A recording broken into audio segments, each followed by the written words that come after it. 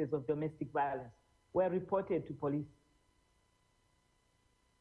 In 2020, a similar number was reported, 17,664. A slight increase, which doesn't mean anything.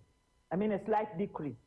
It doesn't mean much because not all crimes are reported.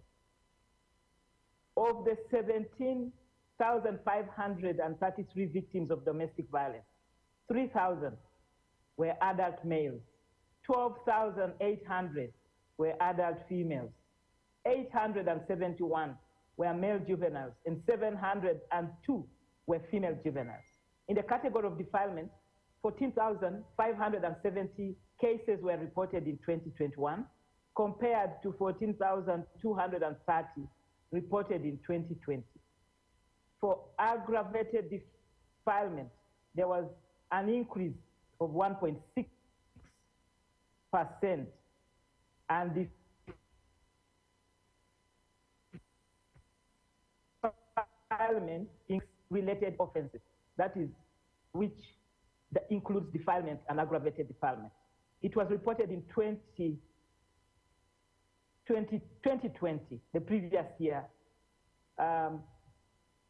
that there were 16,545 victims of sex-related violence. And 14,000 of these 16,000 were female juveniles. 378 were males, 1,636 were female adults. Were males. Sorry. And this or sexual gender-based violence and gender-based violence is gendered.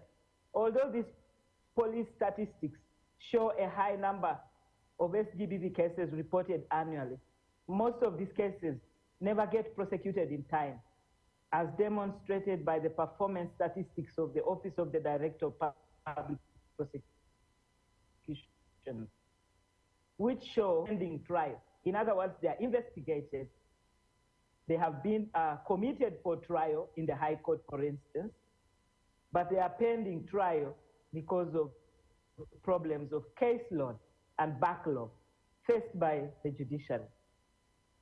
So in the end, these cases become non-starter by the time they are cause listed. They get cause listed 3, 4, 5 years later. But by that time, victims or even accused persons will not be present for the trial because of change in circumstances of victims as well as accused persons. The effective prosecution of SGBV requires prior adequate investigation of the facts of the case. And that is problematic because of what we shall see in due course. It is important to note that not all SGBV offenses which is caused by fear of retribution, shame, powerlessness, lack of support. And I want to say with a lot of humility, unreliability of public services, among others. Even the current SGBV special sessions that are ongoing are reflecting these challenges. The courts are facing these challenges, particularly that cases have already been reported, investigated. Victims are fearing to come to court, or when they come, they get intimidated and don't give the evidence that they're supposed to do. But most importantly, it's recorded that they actually are not willing to testify anymore. It's a vicious cycle. To settle cases out of court, which is one of the major factors hindering efforts to eradicate SGBV. Similarly, the lack of training and sensitization of duty bearers, gender-insensitive trial procedures and environments, among other things, jeopardizes the effective prosecution of SGBV.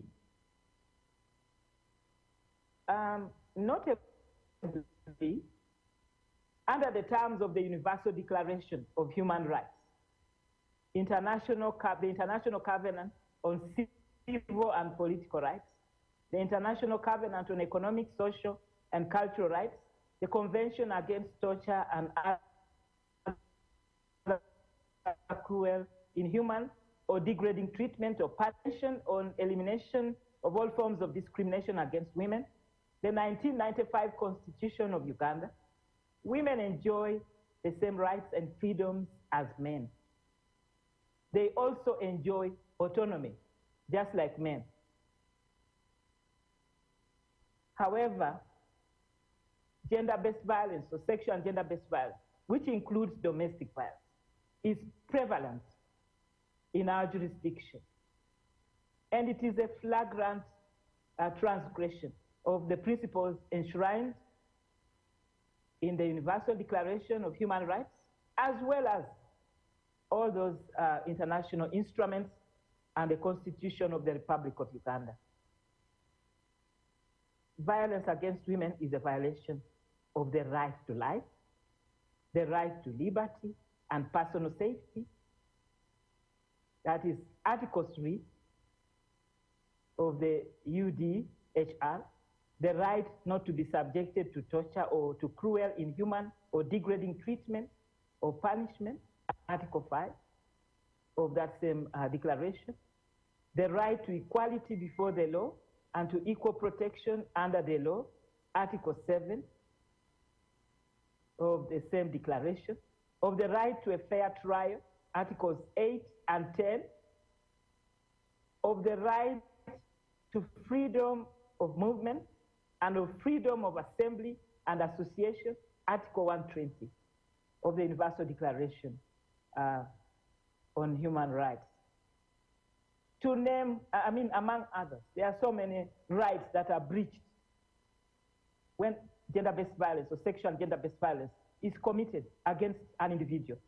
It has now begun to be recognized that gender-based violence is a violation of the right to identity because it reinforces and reproduces the subordination of women to men, as well as leading to a distortion of the human being and of the right to affection, since violence is the opposite of any expression of love and affection, of the right to peace and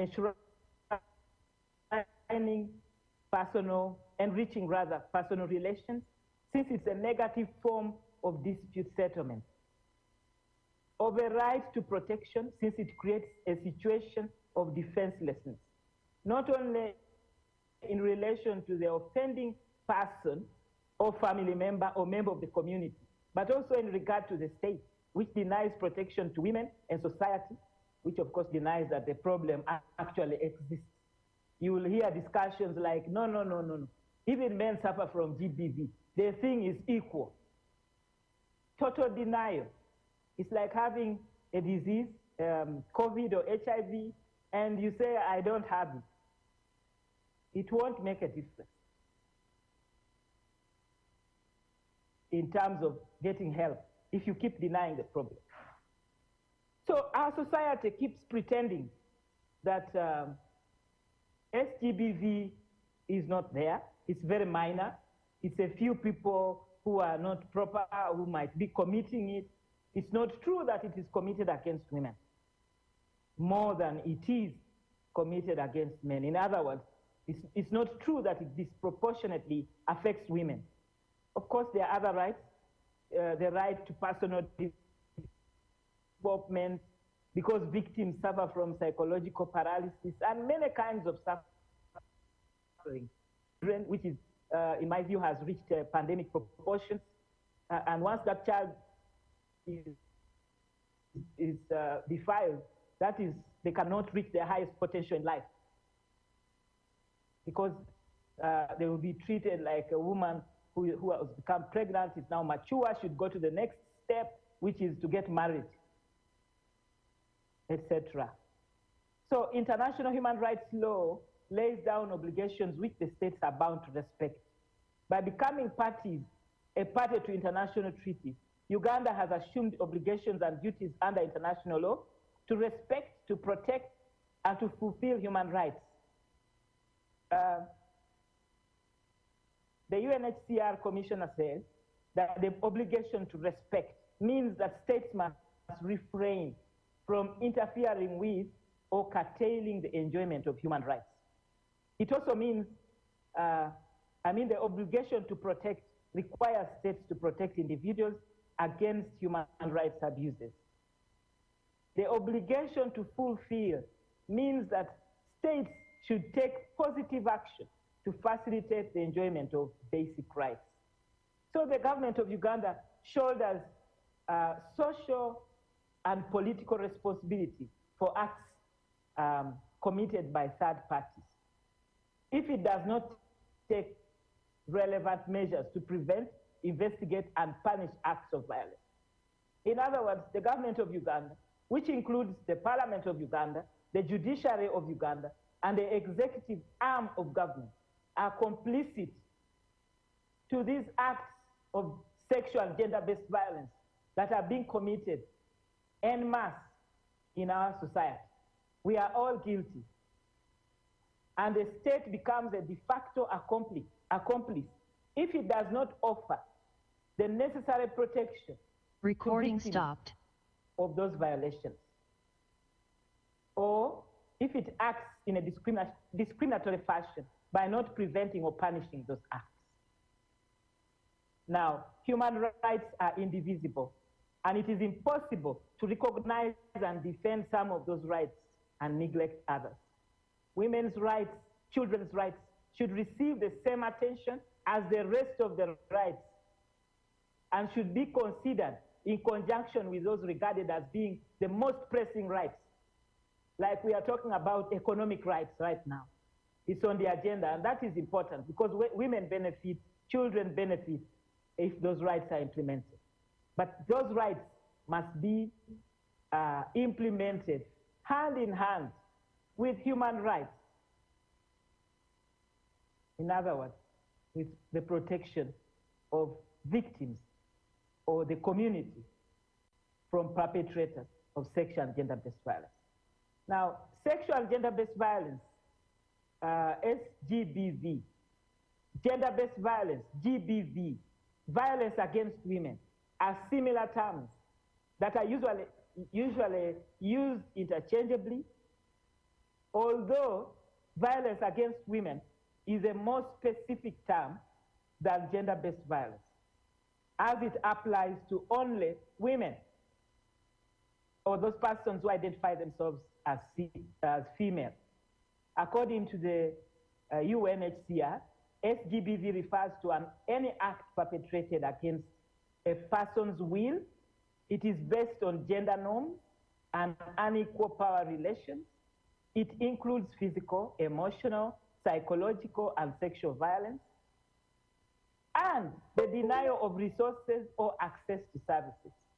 It also includes threats to violence and coercion, and inflicts harm on women, girls, men, boys, and it is a severe violation of human rights. The World Health Organization defines sexual violence as an attempt to obtain a sexual act, unwanted sexual comments, or advances against a person's sexuality using coercion by any person, regardless of their relationship with the victim, in any setting, and including, but not limited to, home or work. The International Conference of the Great Lakes Region's Protocol on the Prevention and Suppression of Sexual Violence against Women and Children defines sexual violence as any act which violates sexual autonomy and bodily integrity of women and children under international criminal law, which includes rape, sexual assault, causing grievous bodily harm, assault or mutilation of a female's reproductive organs, sexual slavery, forced pregnancy, enforced sterilization, harmful practices inclusive of behavior and attitudes or practices such as the right to life, health, dignity, any behavior or attitude that excludes those rights. Exploitation, that is sexual exploitation, coercion, trafficking in persons, smuggling in persons. Actually, it says trafficking and smuggling in women and children. It's very specific on women and children. Enslavement, forced abortion, infection of women and children with STDs, including HIV, and any other form of sexual violence. So the protocol, the Great Lakes Region's protocol on sexual suppression of sexual violence is broader, although the categories of sexual violence listed therein are not conclusive. Violence against women is defined in Article 2 of the UN General Assembly Declaration on Human Rights to encompass physical violence, sexual violence, that is committed, and other forms of violence, including marital rape, female genital mutilation, or traditional practices that are harmful to women. It also includes physical sexual violence that occurs. The first category occurs in the family, and the second category of physical and sexual violence occurs in the community, and the third category is physical sexual violence perpetrated and condoned by the state. And it is common knowledge, we see it every time in the press, that violence is committed against the state. Police officers assaulting people in public, beating up women, contrary to the law, which they are supposed to implement, because they are faced with certain circumstances. And in most cases, at least the way I see it, the persons that they are battering are actually not armed. Violence is a means of control and oppression that can include emotional, social, economic force, coercion,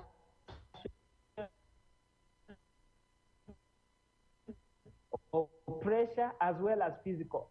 So be covert in the form of intimidation, threats, persecution, deception, psychological or social pressure. Now, I'll just list the types of sexual and gender-based violence, or gender-based violence. Actually, our policy, as developed by the Ministry of Gender, uses the nomenclature of GBV and not SGBV. But basically, it's the same thing. I think the kind of response that a particular government, now there are 5 kinds of sexual and gender-based violence. The first kind is sexual violence. The second kind is physical violence. The third kind is emotional and psychological violence. The fourth kind is harmful traditional practices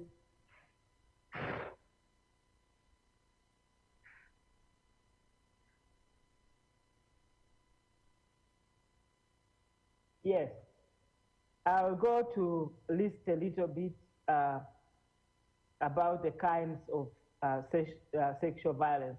We have rape, I mentioned that one, which is and marital rape. Marital rape is partly criminalized in our Domestic Violence Act, but most people don't know. They think that marital rape is not criminalized. It is actually criminalized. So there is a need to sensitize victims more on that one. Although I wonder whether many women will come up to accuse their husbands of marital rape, especially when they are not prepared to leave that relationship. Then we have, I'm not going to define rape, but generally it's understood to be, in our penal code, the penetration sexual penetration. It's not broad like it should be. It's not progressive, as it does not involve different kinds of penetration and objects used in the process. It does not also include anal rape. As we now know, men can also be victims of rape, especially in times of conflict. Then we have child sexual abuse, wherein we have defilement and incest. Then we have forced sodomy, attempted rape, sexual abuse, sexual exploitation, forced prostitution. I know that prostitution, voluntary prostitution, is also criminal in our penal code, although it is very gendered in that it is women when they are arrested, and the other party to the prostitution it remains unknown. Sexual harassment, crimes, sexual violence as a weapon of war. Physical violence, we have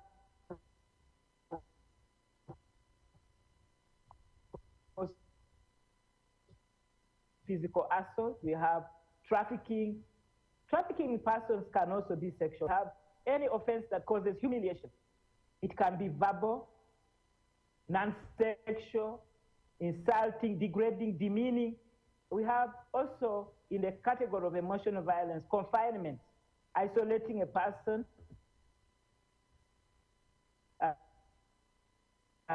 from harmful traditional practices, FGM, early marriage, forced marriage. And these ones are happening every day,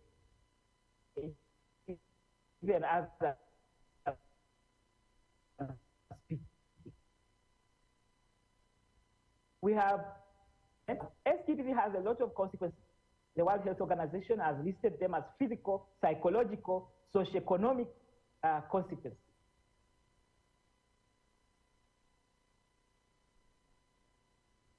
You will look at it in my Uganda register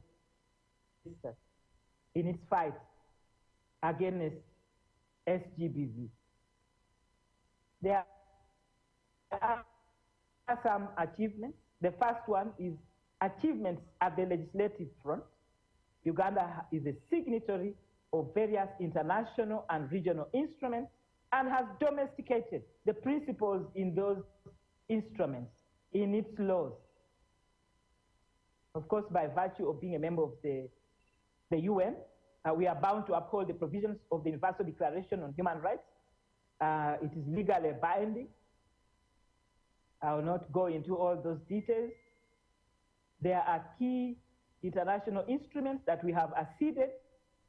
The CEDAW, the Convention on Elimination of All Forms of Discrimination Against Women, which provides for equality of status and legal rights for women. It obligates states to eliminate discriminatory or harmful practices that affect women, and this implicitly includes SGBV. We have also ratified the International Covenant on Civil and Political Rights. This one provides that all persons are equal before the law. They are entitled to equal protection of the law without discrimination based on race, color, religion, sex, political opinion, and other factors. It mandates for effective remedies for persons whose freedoms have been violated. And the term there is effective remedies. We have the International Covenant on Economic, Social, and Cultural Rights, providing for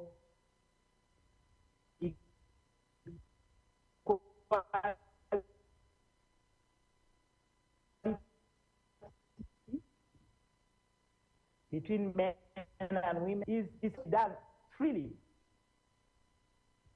by consent of both parties. It's not supposed to happen via defilement of children or in any other way. The Convention on the Rights of the Child protects children and recognizes that some children live in extremely difficult situations and require special protection. The UN Security Council Resolution 1325 calls for adoption of a gender perspective and consideration of special needs of women and girls during conflict. Then the Security Resolution of the UN number 1820. It condemns the use of sexual violence as a tool. We have ratified international instruments, the African Charter on Human and People's Rights, the Protocol to the African Charter on Human and People's Rights, the Maputo Protocol,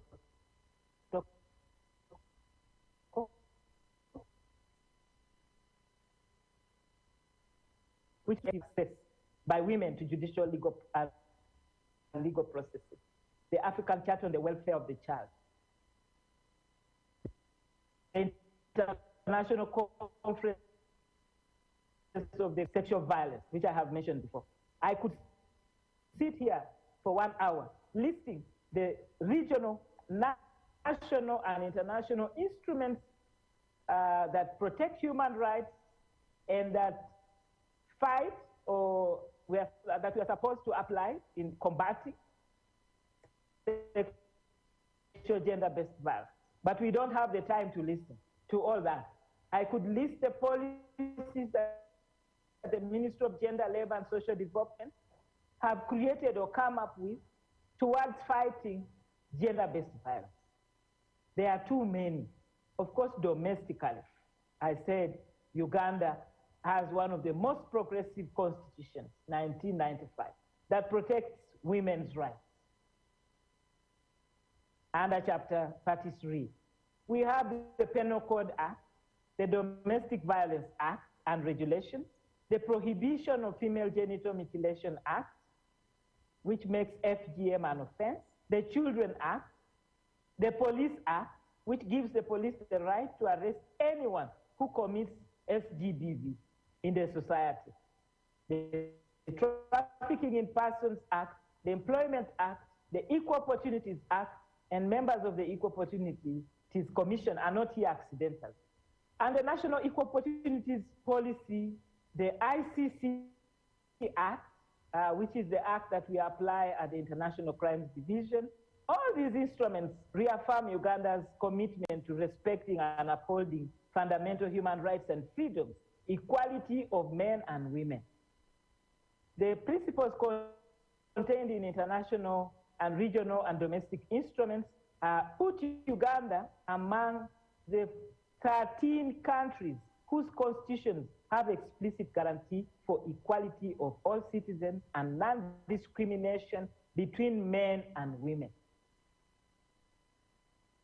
Now, I'm not going to look at the policies anymore, but I have them in the paper, including, of course, the CEDAW.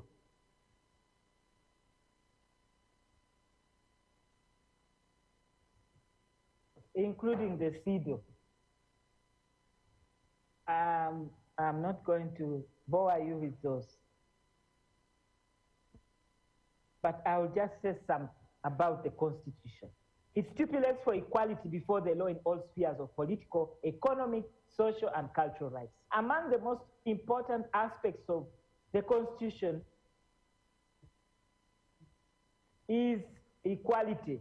No person shall be subjected to any form of torture, cruel, inhuman, or degrading treatment or punishment.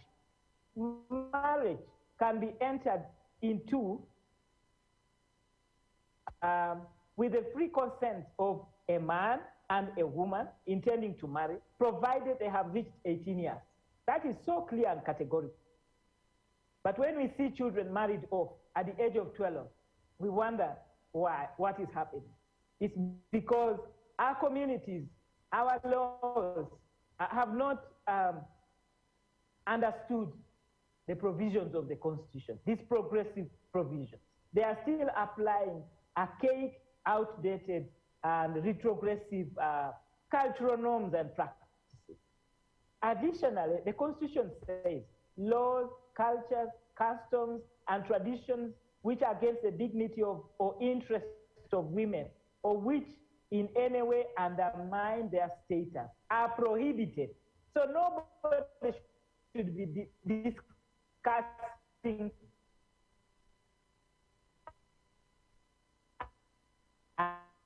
and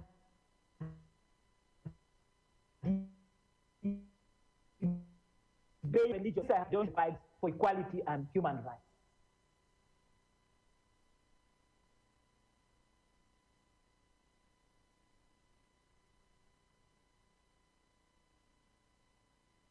Concerning the CEDAW itself, in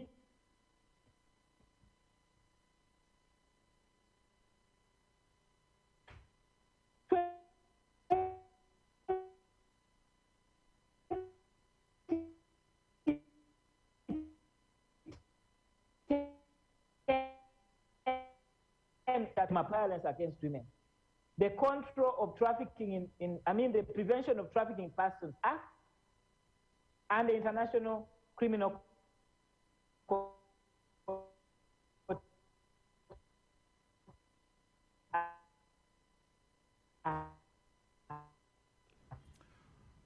Sorry, Lady Justice, we're having a disruption in the network. We're having a disruption in the network.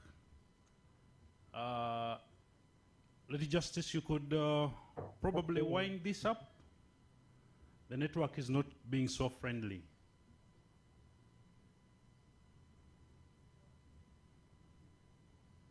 IT, is she still? I'll go to the second achievement. Are you hearing me? IT team? She's off. Okay, sorry about that. But ladies and gentlemen, for now, let's give Honorable Lady Justice a round of applause. She's spoken passionately and in depth into the legal provisions on all those provisions that touch issues of gender-based violence. She's done a good job to bring us to speed with those laws, policies, and in essence, she was challenging all of us, including government, to play our roles. She talked about sex-related offenses, and as I was checking through the annual crime report by police for 2021, there were up to 16,373 cases that were reported. Ladies and gentlemen, that's a very high figure, 16,373. And of those, 14,482 were female. So you could imagine that most of the people being affected by these cases are the women and the girls. And that's the reason why we need to raise the flag on sexual and gender-based violence, especially against women and girls. Ladies and gentlemen, if we get time to get back to the Honorable Lady Justice there, we shall. But for now, allow us delve into the opening remarks for this symposium. And I take now this honor and rare opportunity to invite our first speaker for this morning, who is representing the chairperson, Uganda Human Rights Commission. Please join me in welcoming Commissioner Jacqueline Atuhaire to deliver remarks on behalf of the chairperson.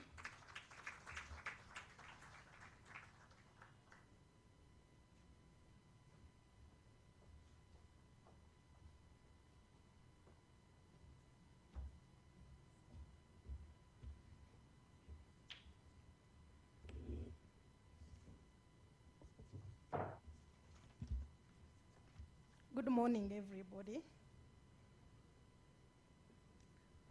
The Right Honorable Speaker of Parliament, Honorable Ministers, Honorable Members of Parliament and other governmental representatives, Honorable Justice of the High Courts in Uganda, Your Excellencies, Ambassadors and Heads of Missions,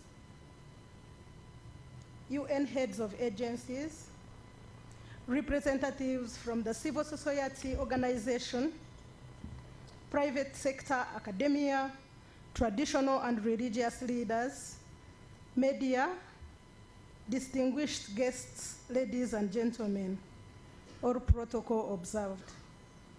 Good morning to you all. I'm here to deliver this speech on behalf of my chairperson of Uganda Human Rights Commission, and my name, like they say, Atuire Jacqueline Rwabukurukuru. On behalf of the Uganda Human Rights Commission, I would like to take this honor and privilege to welcome you all to this high-level symposium on sexual gender-based violence in Uganda, as we celebrate the International Human Rights Day, which marks the end of the 16 days of activism campaign against gender-based violence. Thank you very much for taking off some time to be part of these discussions aimed at prevent and end violence against women and girls. Ladies and gentlemen, violence against women and girls is a serious and gross violation of human rights. Available data show that an estimated 736 million women, almost 1 in 3 women globally, have suffered at least once in their lives. There are many kinds of violence that affect women around the world, and in Uganda in particular. These include intimate partner violence, sexual violence by non-partners, such as rape and defilement, child array and forced marriages, trafficking, sexual harassment, femicide, the one of killing of women and girls on account of their gender, denial of food, medical and welfare support, as well as other forms of violence. Ladies and gentlemen, violence against women is not just criminal, it has long-lasting implications for the physical, mental, sexual, and reproductive health of women. Survivors face physical or psychological effects, which include permanent physical disabilities, injuries, depression, anxiety, erosion of self-esteem, loss of productivity, unwanted pregnancies, sexually transmitted infections, and even death. The harm done to individual women is bad, but the impacts go further, tearing the very fabric of families, communities, economies, and nations. Ladies and gentlemen, women empowerment is a national priority in Uganda, as exhibited by the different legislations in place and Uganda's international obligations. However, achievements for gender equality and women's empowerment will be negated if we all allow violence against women and girls to persist. It is therefore our commitment and goal to ensure that gender-based violence is eliminated in all forms. During Uganda's recent third universal periodic review, Uganda committed eradicating sexual gender-based violence through giving financial resources to programs intended to combat gender-based violence and to increase budget allocations and investments for early childhood development. The country further committed to expedite the adoption of the national gender policy, as well as enhance efforts to combat all forms of gender-based violence, including domestic and sexual violence. Uganda also committed to take measures to ease to justice for victims of sexual and gender-based violence, and to continue implementing national initiatives, policies, and plans to ensure gender equality, education for girls, to reduce the incidences of teenage pregnancies. Sustainable Development Goals, especially SDG 5, calls on states to achieve gender equality and empowering all women and girls. This requires elimination of all forms of violence against all women and girls in the public and private spheres, including trafficking and sexual and other types of exploitation. It also requires elimination of all harmful practices such as child array and forced marriages. female genital mutilation, and indeed affirm a culture of zero tolerance for violence against women. Ladies and gentlemen, the above commitments and aspirations all sound very impressive. However, they can only be implemented if there is deliberate efforts and commitments to eradicate sexual gender violence from our homes, communities, and country. It is time to reflect on the suffering of millions of women, including some seated here today. But most importantly, it is time to find solutions to this century-old problem. As stakeholders with a common goal, we need to strengthen our advocacy and civil education programs at all levels in order to end violence against women and girls. It is therefore our hope that this symposium will open up the much-needed dialogue on building synergies and practical synergies to eliminate sexual gender-based violence. As a way of concluding, ladies and gentlemen, allow me to re-echo our sincere gratitude to the UN family in Uganda and the Embassy of Sweden for partnering with the Uganda Human Rights Commission to support this symposium. Special thanks go to the organizing committee and service providers for putting the event together. I think really it doesn't do any harm if we can all together clap for the UN family and the Embassy of Sweden. Thank you for listening to me. This is just on my own, nothing to do with the speech that I've just finished, just an appeal to the UN family.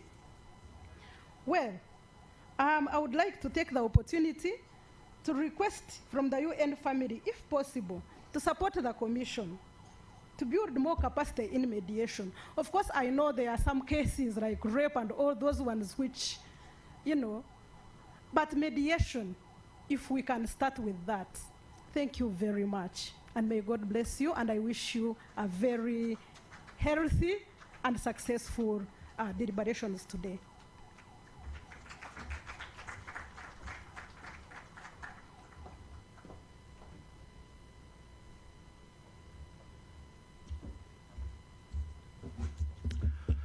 Another round of applause to the chairperson, Uganda Human Rights Commission. They are the reason we're here. They put this together with the United Nations in Uganda. She spoke about end of the 16 days of activism and the Human Rights Day, of course, which falls on 10th, which is tomorrow. But being a weekend, we pulled it forward to have the occasion today.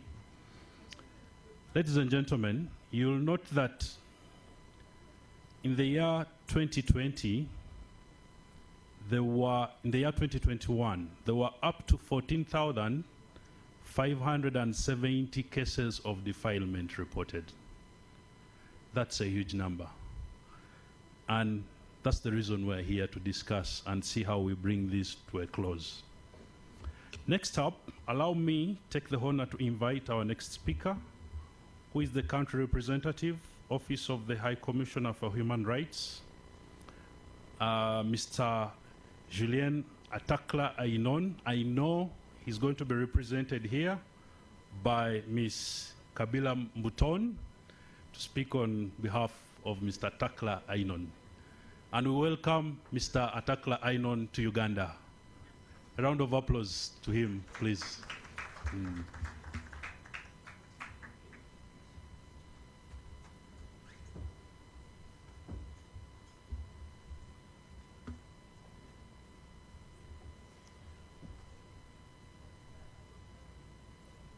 Representative of the Chairperson of the Uganda Human Rights Commission, the Honorable Chairperson of the Equal Opportunities Commission,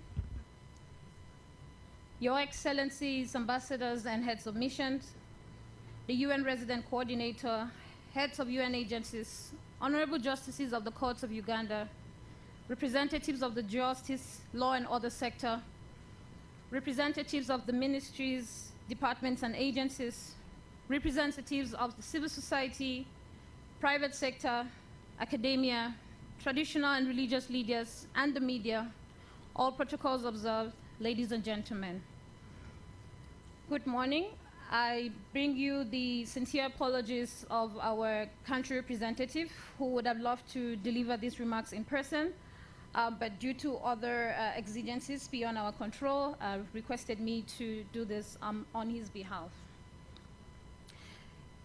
It is with great pleasure that I address you this morning on behalf of the country representative of the United Nations Office of the High Commissioner for Human Rights.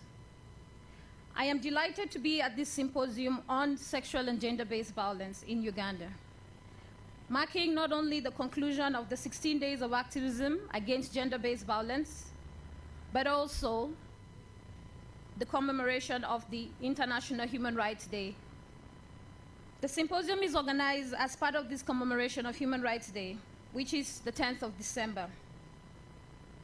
As we draw towards the close of yet another year, violations of women's rights, especially issues of sexual and gender-based violence, remain, and we all have a responsibility to act.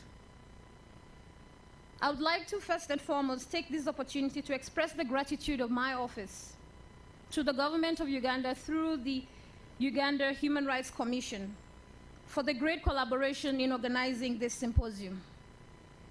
And of course, under the leadership of our resident coordinator of the United Nations, with the UN Human Rights and Gender Advisory Group.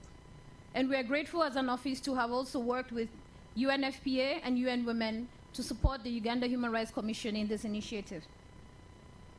I am equally grateful to all the esteemed guests and participants for taking the time from their busy schedules to be part of this important discussion, especially a discussion that is focusing on sexual and gender-based violence as a human rights issue.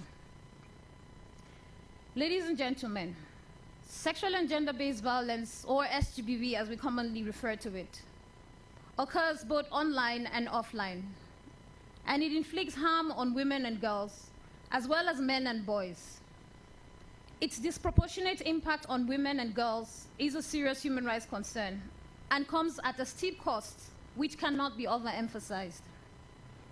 This year, the UN Secretary General's message on the International Day for the Elimination of Violence Against Women starts off by underscoring the fact that violence against women and girls is the most pervasive human rights violation in the world. This is a strong reminder of the need for a human rights lens in approaching issues of SGBV. SGBV must be seen and addressed as a human rights issue, which is why a symposium such as the one being convened today is critical. Ladies and gentlemen, Uganda's international and regional human rights commitments, including under the Convention on the Elimination of All Forms of Discrimination Against Women, including specific protections against sexual and gender-based violence, and a fundamental obligation for states to establish safeguards against sexual and gender-based violence that result from gender-based discrimination, is accompanied by other regional instruments such as the African Charter on Human Rights, Human and People's Rights, and its Protocol on the Rights of Women in Africa, all of which focus on issues around the dignity of women and their protection from sexual violence. It is important to recognize the efforts made by the government of Uganda to adopt laws and policies which also integrate these human rights standards and seek to address issues of women's rights and also end sexual and gender-based violence. This to us signals the commitment of the government to ensuring the promotion and protection of the rights of women and girls, as the Constitution of Uganda provides for equality and freedom from discrimination. As this suggests, the principles of dignity and non-discrimination are fundamental elements of the Constitution and the other legal and policy frameworks in Uganda. These principles have been strongly echoed in various laws adopted by the government of Uganda, such as the Domestic Violence Act 2010, the Prohibition of Female Genital Mutilation Act 2010, the Human Rights Enforcement Act of 2019, the Prevention of Trafficking in Persons Act 2009, and the Public Finance Management Act 2015, which also provides for gender-responsive budgeting. Despite the existence of international, regional, and national frameworks, you would probably agree with me that the challenges to advancing women's rights and ending SGBV still abound.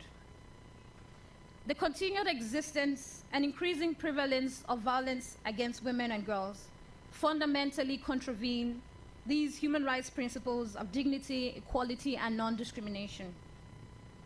There is therefore a need to translate these human rights principles, laws, and policies into practice by engaging key stakeholders in a manner that contributes to the full realization of women's rights, including by ending sexual and gender-based violence. Ladies and gentlemen, as we are in very challenging times, especially with pandemics such as COVID-19, it is critical to intensify our efforts to work together to end SGBV. As we discuss today to identify what we would need to do better in order to end SGBV in Uganda, I would like to call on us all to reflect on how we can apply a human rights-based approach across all the interventions we will need to take going forward. Under this approach, it is critical to ensure that all measures undertaken embrace human rights principles, including equality and non-discrimination. It is also important to underscore that, as recommended following Uganda's Universal Periodic Review in January of 2022, there is a need to eliminate national legal provisions that discriminate against women, especially those relating to sexual offenses, marriage, divorce, inheritance, and employment. In efforts to implement these Universal Periodic Review recommendations, we must also pay attention to women with disabilities, women living with HIV and AIDS, indigenous women, and other more vulnerable groups of women.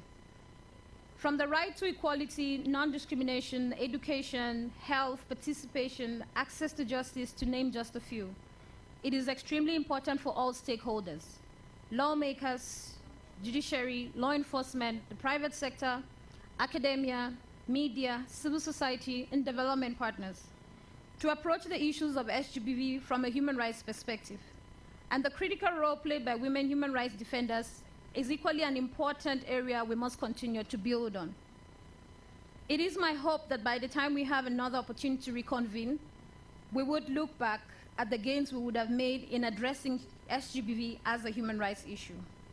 As I conclude, I want to once again thank the Uganda Human Rights Commission for its great efforts in organizing the symposium, and to recognize again the generous contribution from our donors that has made this work between the Uganda Human Rights Commission, the UN Human Rights Office, UNFPA, UN Women, under the UN Human Rights and Gender Advisory Group possible. I would also like to again reiterate the commitment of the UN Human Rights Office in Uganda to continue working together with all stakeholders towards enhancing the promotion and protection of the rights of women, including by ending SGBV in Uganda. Thank you all for your kind attention, and I look forward to the fruitful deliberations.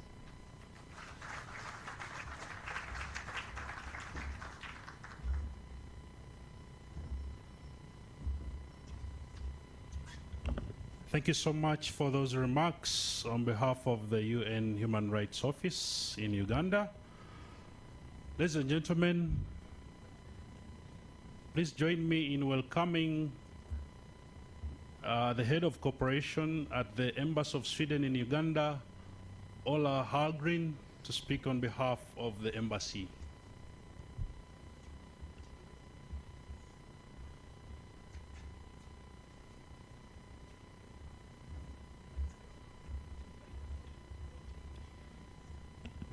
Thank you so much.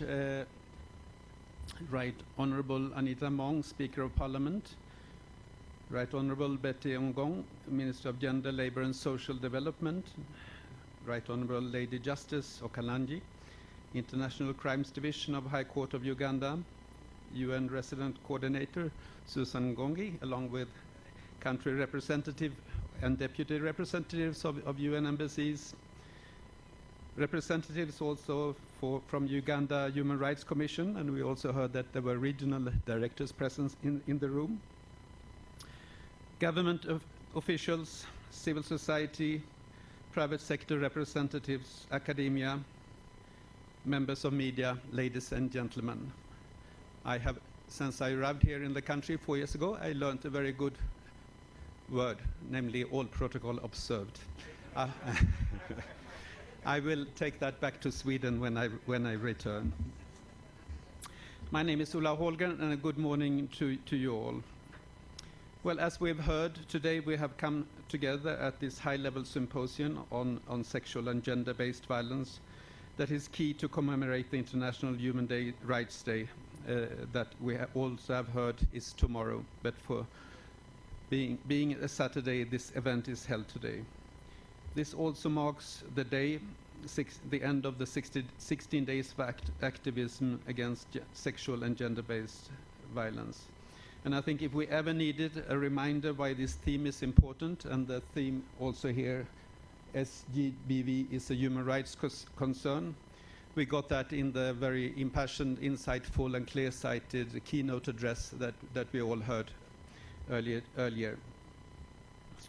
This year, this period of activism have included a number of high-level meetings and engagement with Parliament of Uganda, with important discussions on GBV.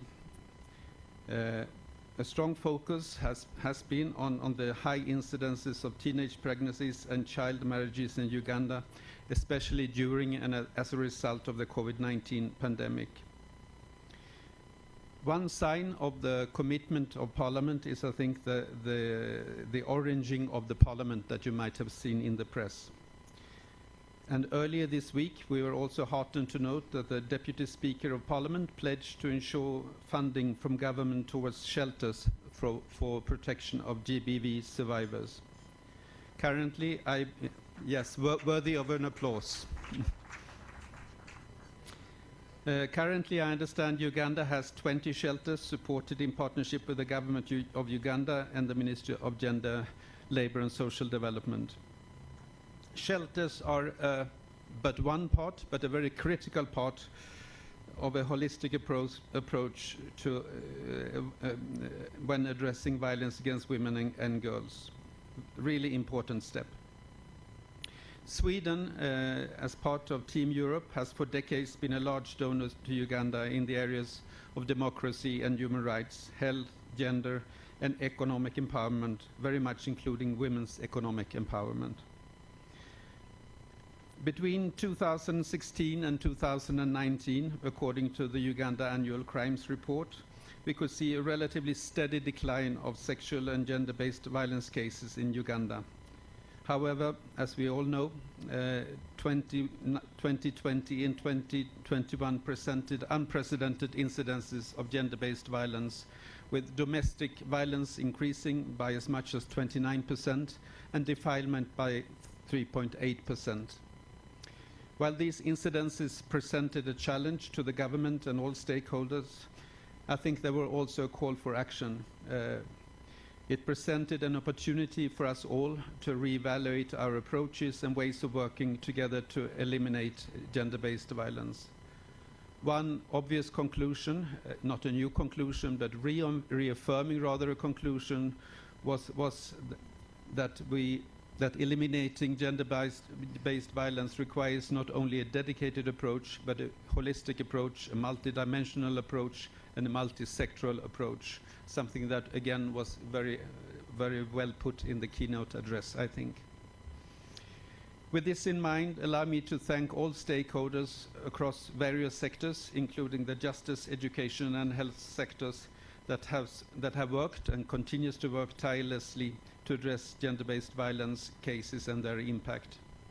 In particular, I would like to commend the judiciary and the Uganda Police Force and the ODPP that have investigated, prosecuted, and presided over GBV cases, providing justice to survivors and sending a strong message to perpetrators.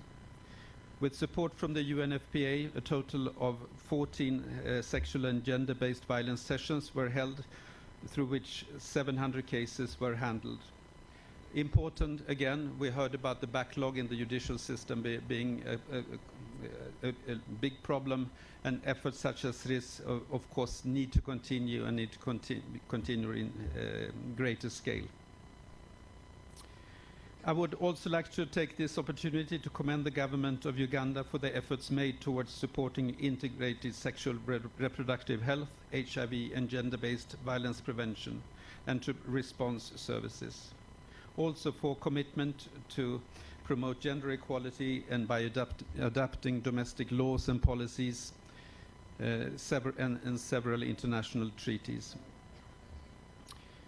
We now must focus on implementation, of course, and enforcement of the policy document that have been developed here in Uganda and those international policies that Uganda is signatory to.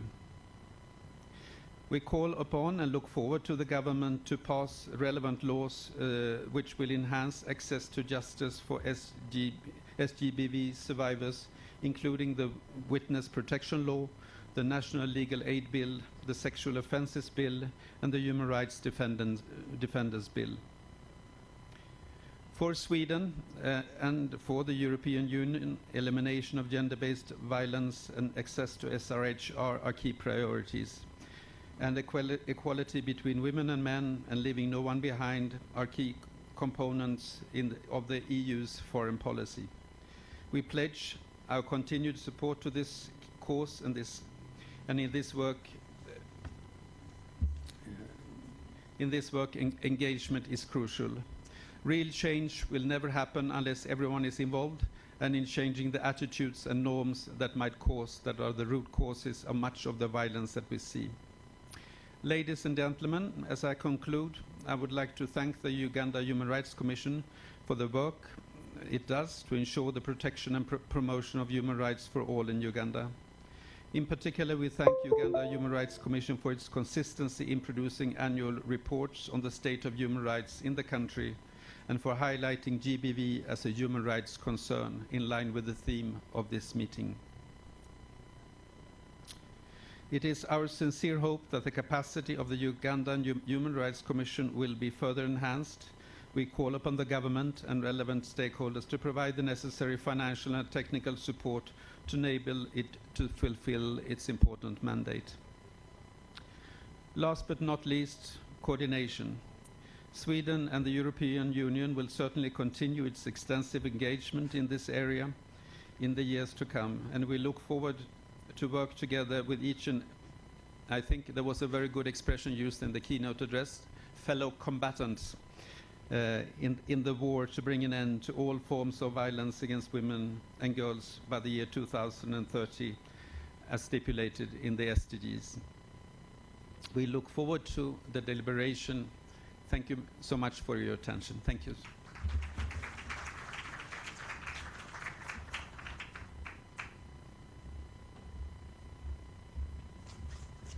Thank you so much, Combatant Ola, for those remarks. Indeed, we are all combatants from here. We go face the war head on. Ladies and gentlemen, allow me take this very, very rare and singular honor to now invite the UN resident coordinator, Her Excellency Susan Ngongi Namondo, to speak to us. Your Excellency, you're most welcome.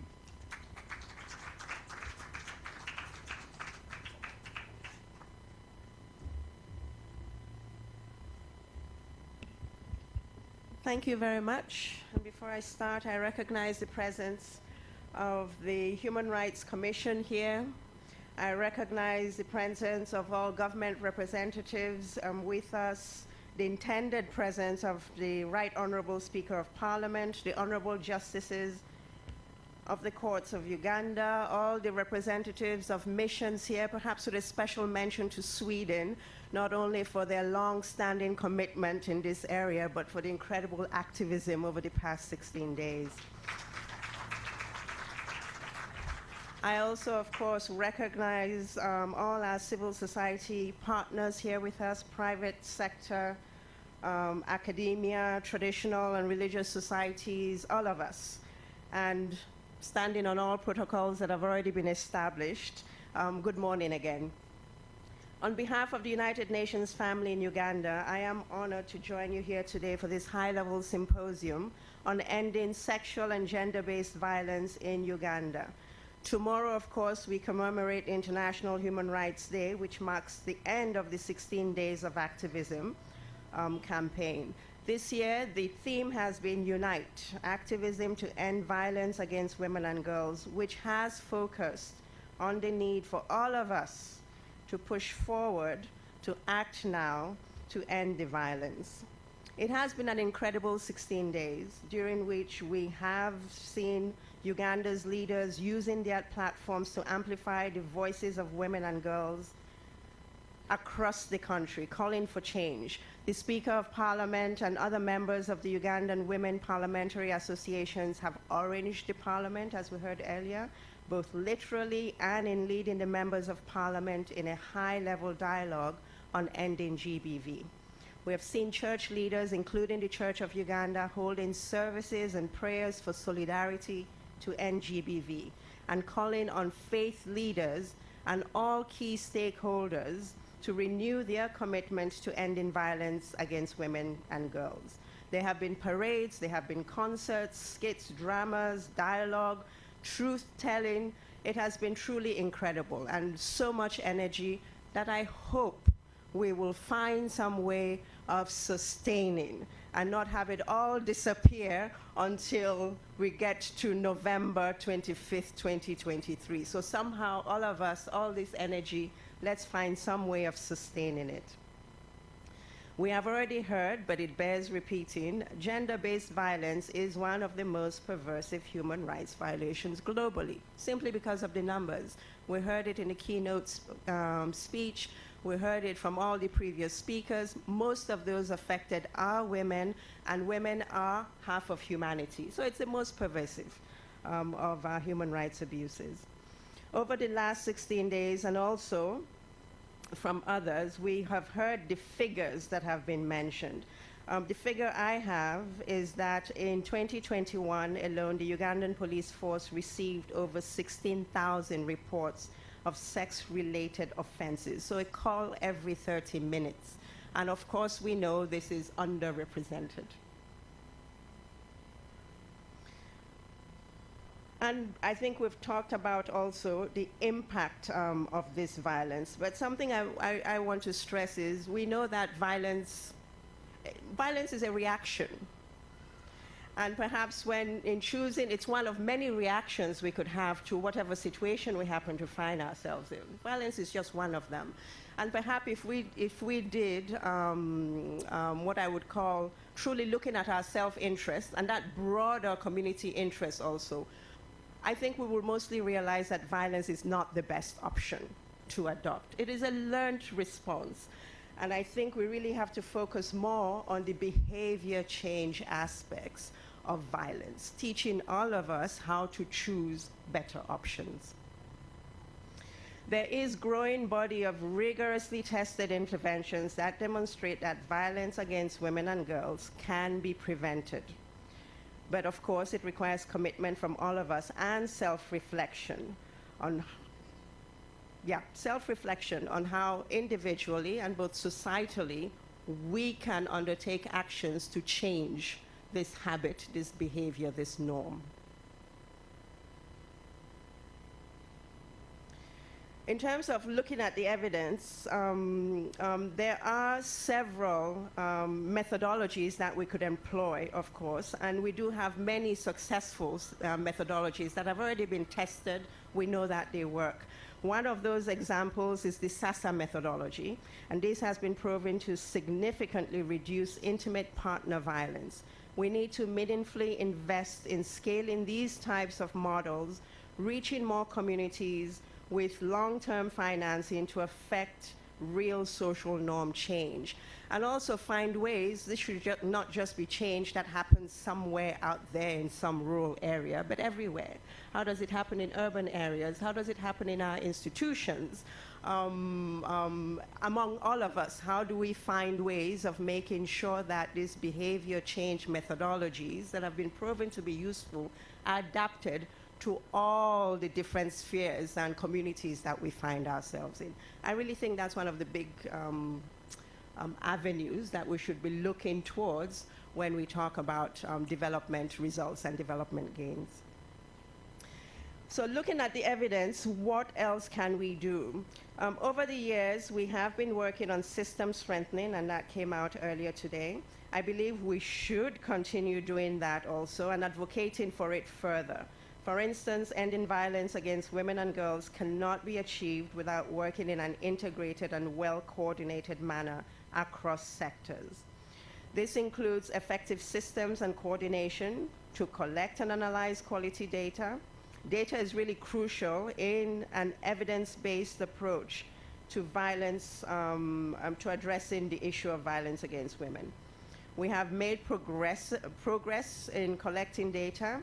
However, of course, we all know that so much more needs to be done. And at the UN, we have prioritized this in our joint flagship area, data, working with UBOS and other national institutions.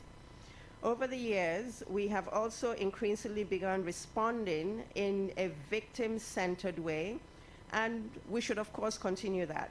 We need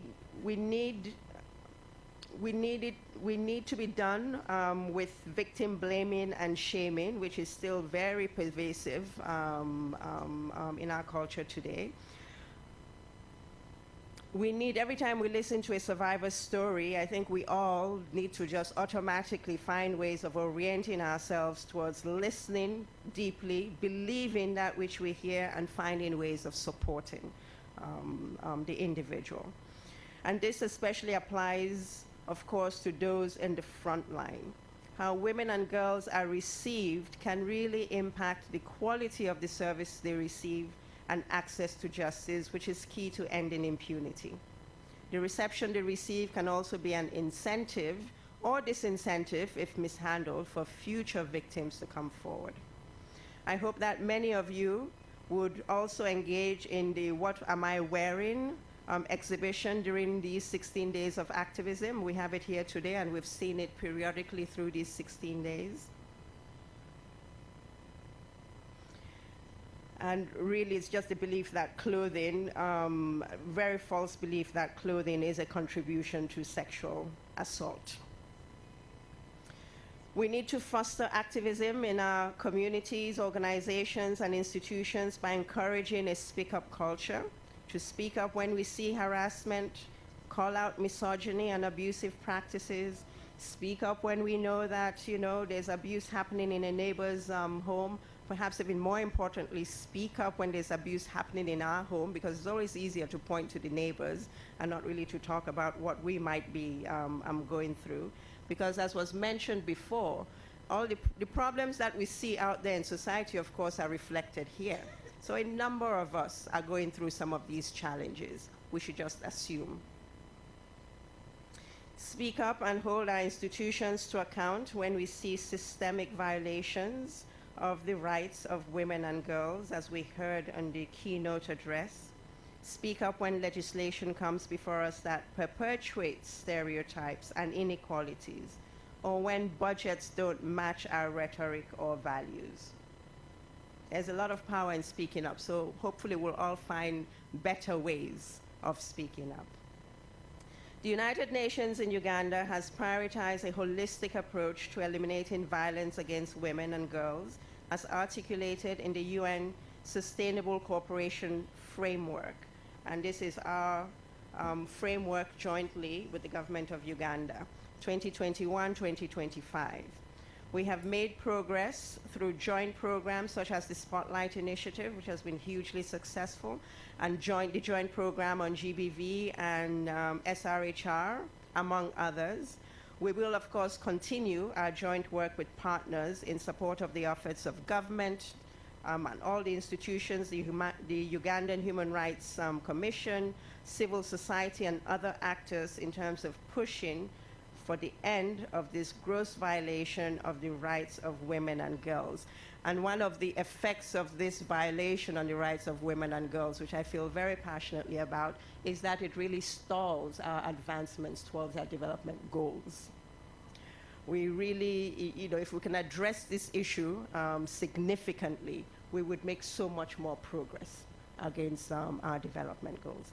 So on that note, I'm really happy we're having this symposium. I look forward to the discussions, although I might need to run away at some point. But I'm happy that we're having these discussions. It's important, and it helps us further our work. Thank you.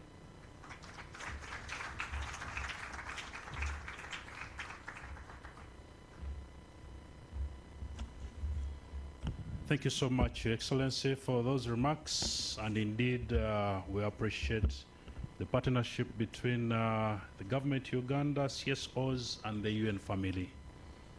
Ladies and gentlemen, we're now ready to go into the panel discussion.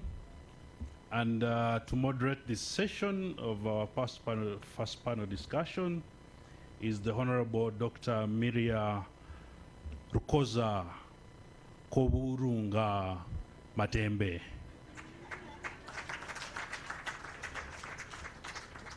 Dr. Matembe is a seasoned legislator, you all know. If you didn't know, she has a bachelor's in law from Makerere University and a master's in laws from the University of Warwick. And she's been around in terms of human rights activism. Very prominent there. The doctorate. Oh, yes. And of course, the doctor comes with a doctorate in laws in that area. Please welcome our moderator, Dr. Matembe. You're most welcome. Here, Honorable.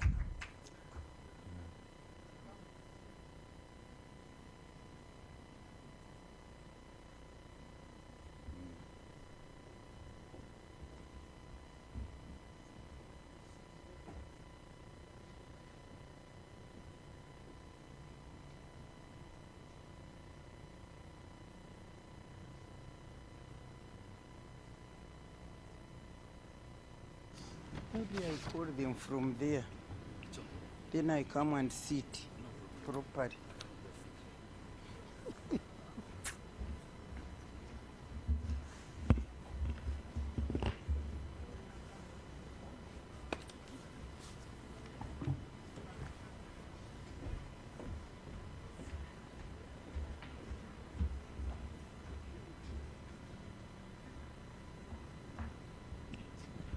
Good morning, ladies and gentlemen.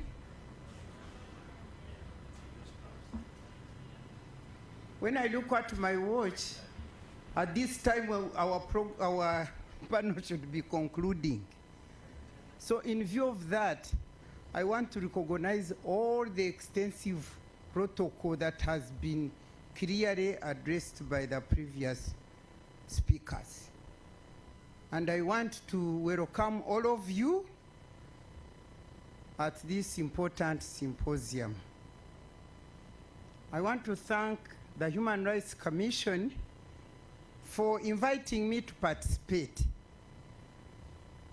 probably because of my passion and role I have played officially and now continuously play unofficially in terms of promoting gender equality and women's empowerment and fighting against gender-based violence.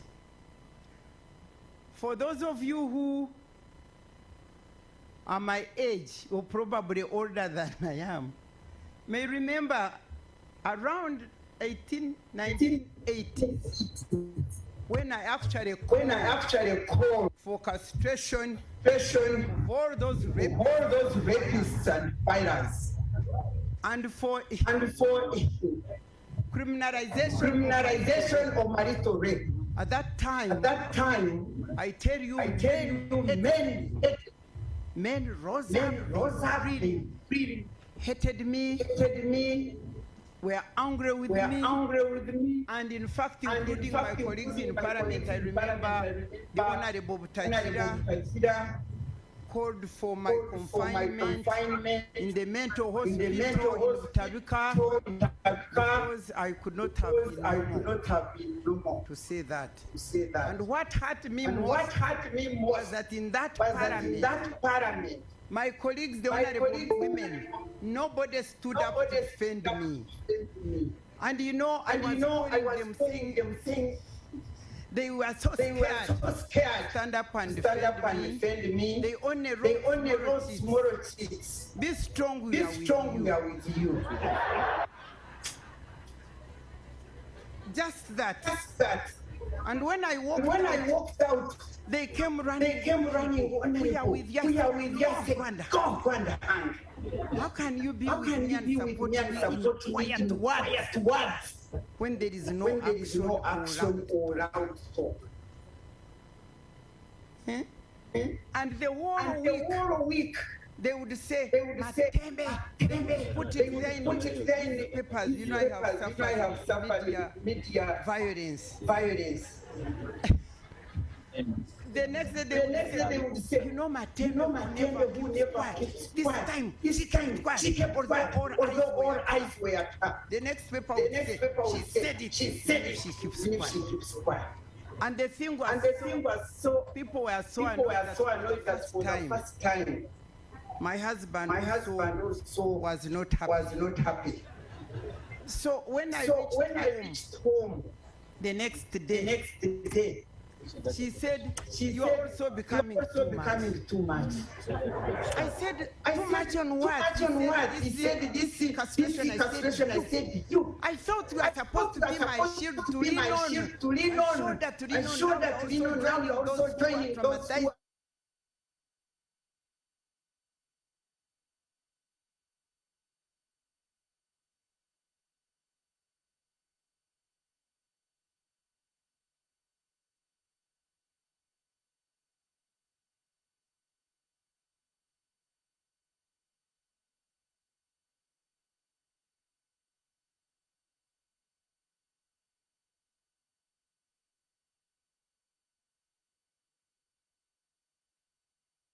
Otherwise, why were they angry when I'm talking in defense of their daughters, their sisters, their mothers, and that kind of thing? So I learned many things, but I knew how to fight it through. So whenever I would enter in somebody's office, we talk after saying, but you also, you scared us. I said, how did I scare you? You wanted to castrate. I said, I thought you were a gentleman. You mean you are a rapist? I thought you were a gentleman. No. You are a rapist?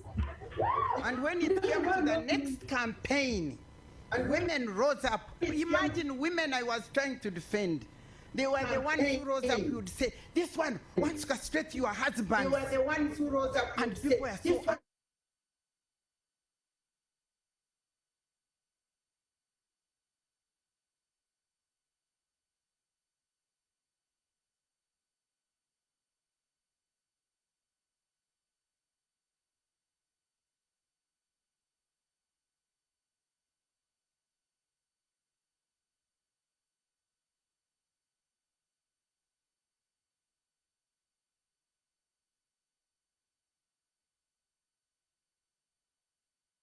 The word of God says, and I would quote to them, what does the Bible say? If any part of your body is disturbing you and making you sin, it should be cut off, isn't it?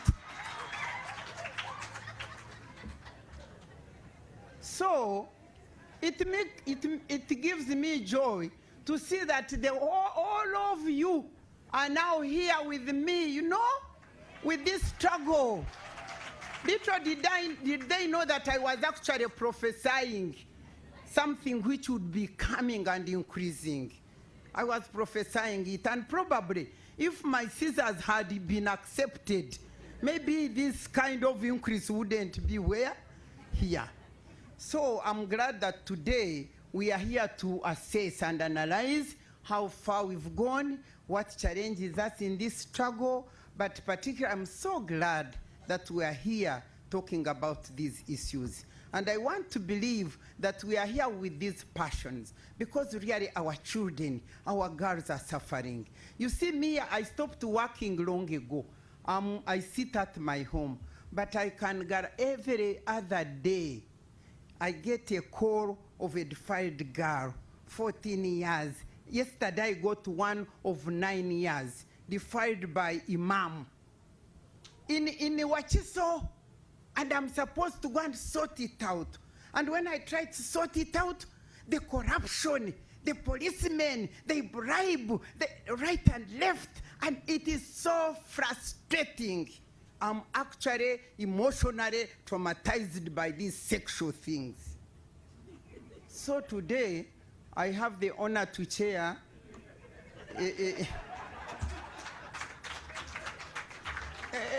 a session which is going to help us see how far we've gone. And I'm going to call my panelists. We have Madame Evelyn Letio, Specialist UN Women. You can come, where are you?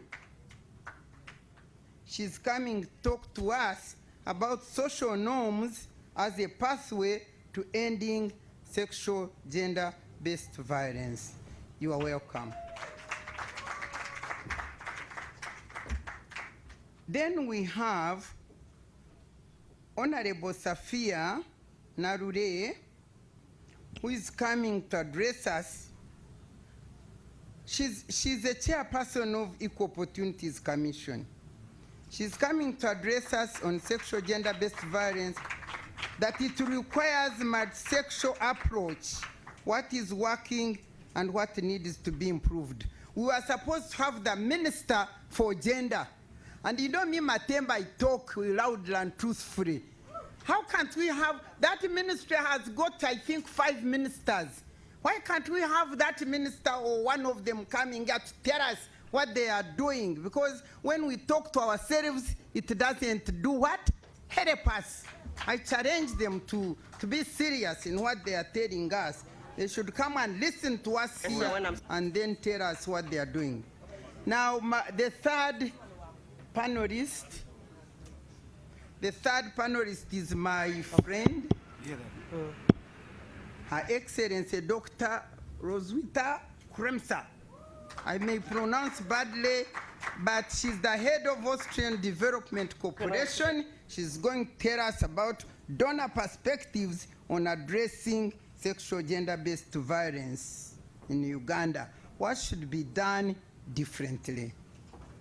The fourth panelist is Madame Rachel Opondi Ogola, Gender and Human Rights Specialist, UNFPA. We have the fifth panelist, who is Mr. Julius Mukunda, the Executive Director, Civil Society Budget Advocacy Group. At least we have there a man, but as usual, our measuring, you know, we say gender balance, but is it a measuring what? Ours is always the other way around. When you are measuring, when you put one woman, one man, that is gender balance. So I want to invite you here and thank you for agreeing to talk to this symposium, and now you can let me sit and we begin our serious discussion.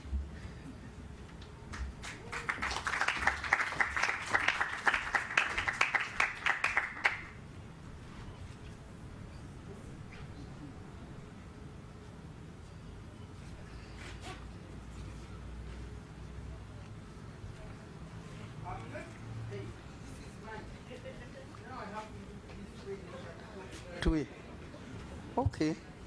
Now, you are most welcome here, and you are so many, but your time is so limited. I think when I divided it, it is like 15 minutes per person, and we are already beyond hours, but it is not our fault. We must exercise our right to use the necessary minutes. And so I would like to begin with Madame Honorable Safia Narure, because she's running away for an engagement, so I'm not following this order. Honorable Narure, please, want you to tell us and want you to fit in the feet of the minister, because you are representing this minister, and we want you to tell us the multi-sexual approach that addressing sexual gender-based violence requires a multi-sexual approach. What is working and what needs to be improved? We're going to tell us what has worked in Uganda and how it will be improved. Our guests are all protocol observed. How do I put it off? I'm delighted to be part of the panelists today when we are celebrating the UN Day, the 16 days, the climax of the 16 days of activism, and the Anti-Corruption Day. Personally, before I joined Parliament, I felt like I missed Honorable Matembe. Because when we were at university, you know, the way Honorable Matembe was talking about issues, you know, she was like, you know, breaking through the wall. Then I said, oh, is this what activism means? So when I joined Parliament, I tried to fall into her footsteps, but I think I didn't measure up to the... Continue, don't worry. So today, the topic I'm going to talk about under sexual, gender, and gender-based violence. You know, you have known me for always adding the word equity whenever we talk about gender. Basically because when you talk about gender, men and women, these are not homogeneous groups. They are so heterogeneous that we need to look at the nitty-gritties and the details, concerns of the different groupings of women and the different groupings of men. With the multi-sectoral approach, I would like to recall when I was doing my master's degree in human rights, one of my OGs is there. One of our professors was telling us that he was teaching us philosophy, that if there is peace in the village, there will be peace in the other levels, parish, sub-county, district, national, and international. But for me, analyzing that saying, I felt that if there is peace in somebody's heart, there will be peace in the home, then there will be peace in the village, then there will be peace at all levels. But why is SGBV? It is happening because some people don't have peace in their hearts. So, why am I saying this?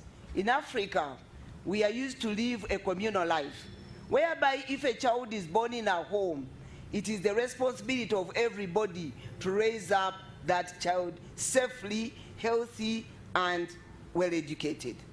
But you find that, like a doctor was saying, people defiling girls of 3 months. You remember the case of Mwanga? Yeah, that one, it was in Kawempe. You know, what kind of peace does that person have? The UN representative was telling us that, you know, violence is a reaction. Why do you react like that?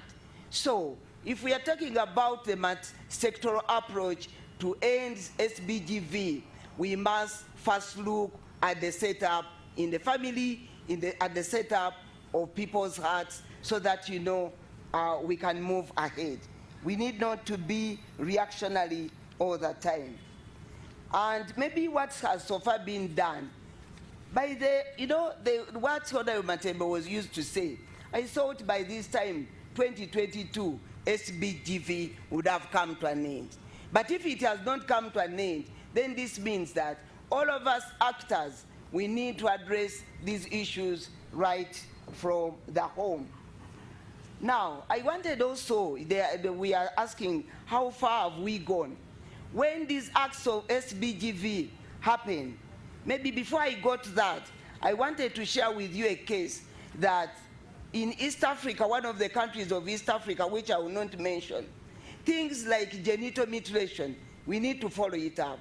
Because people have known that genital mutilation maybe is prevented when a girl goes to school and so on, they have started doing it when these girls are still babies. So you can see the people's hearts. But I wanted to talk about the institutions which actually, where we got to report. When, for example, a rape case or a defilement case happens, the first instance we go to the village administration, because we have the LOC system. But I tell you what, if it is a girl with a disability, maybe she's blind, she's deaf, she could not even know that somebody is undressing to rape her. For a deaf girl, she cannot even make an alarm. But when you go to report that case at the village chief or the village, the LC chairman, they can say, why are you bothering yourself? This is already, you know, a gone case. You know, even the person who raped her just helped her. Then the case ends there. The same happens when you advance these cases to the police. Sometimes you are frustrated because of maybe the girl is disabled and something like that. At police, what has been happening? Even I can combine police with courts. The accessibility, the acceptability, the affordability. You know, you fail to get accommodated at where you want to go and report these cases. So I'm happy for the work of the Uganda Human Rights Commission and Equal Opportunities Commission. We offer a very friendly environment for actually helping out even those people who cannot access justice. Corruption, as we are saying, today we are celebrating, I don't know why we are celebrating the day of corruption. Anti-corruption. Okay, we are celebrating anti-corruption. But how much are we spending? Can't we maybe look at what Mama Samia in Tanzania did, diverting that money of anti-corruption maybe to doing something more constructive? Anyway, but corruption is also one thing which actually prevents people from getting justice, especially the marginalized persons like those in hard-to-reach areas, the disabled, and so on.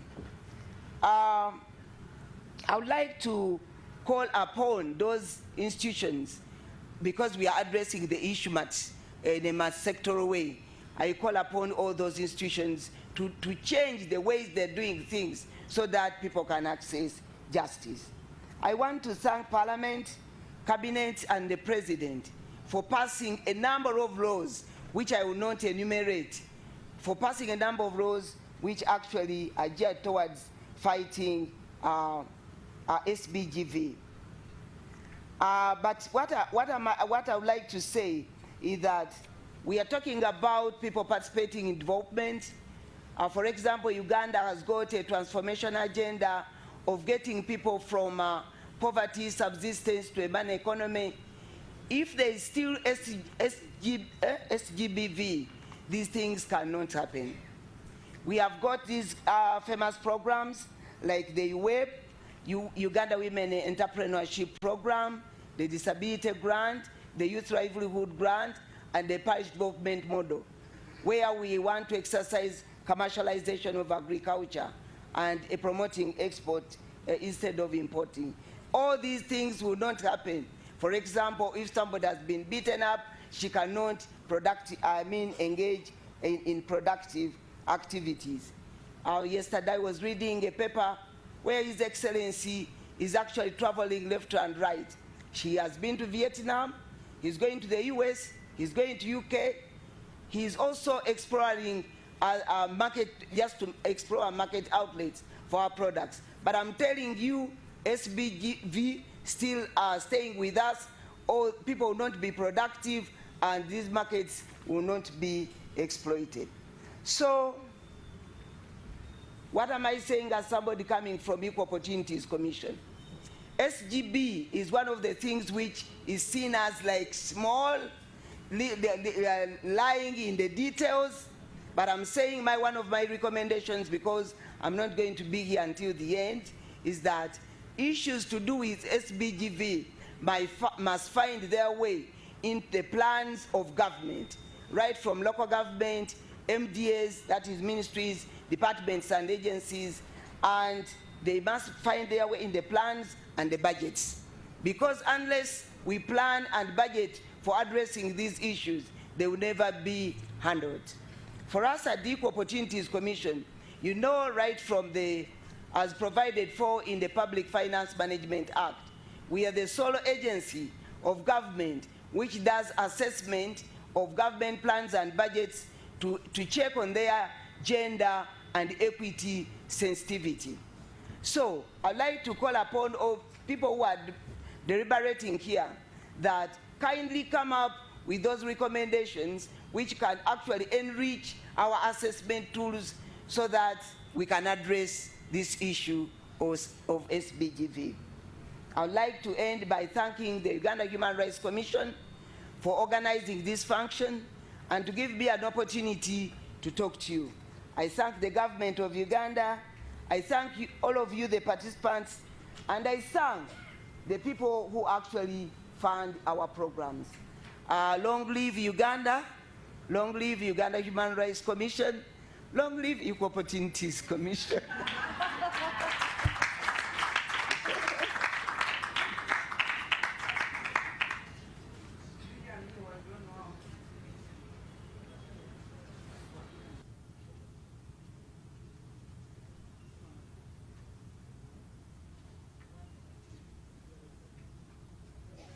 This one. Okay, that one talks. Yes, Madam Safia, we have listened to you, but I would like to hear something more because your presentation is what has worked, what has worked. Because I note that you acknowledge the passing of these laws. But for me, as a person who continues to face the fighting in practical terms, because people come to me, to what extent are these laws enforced?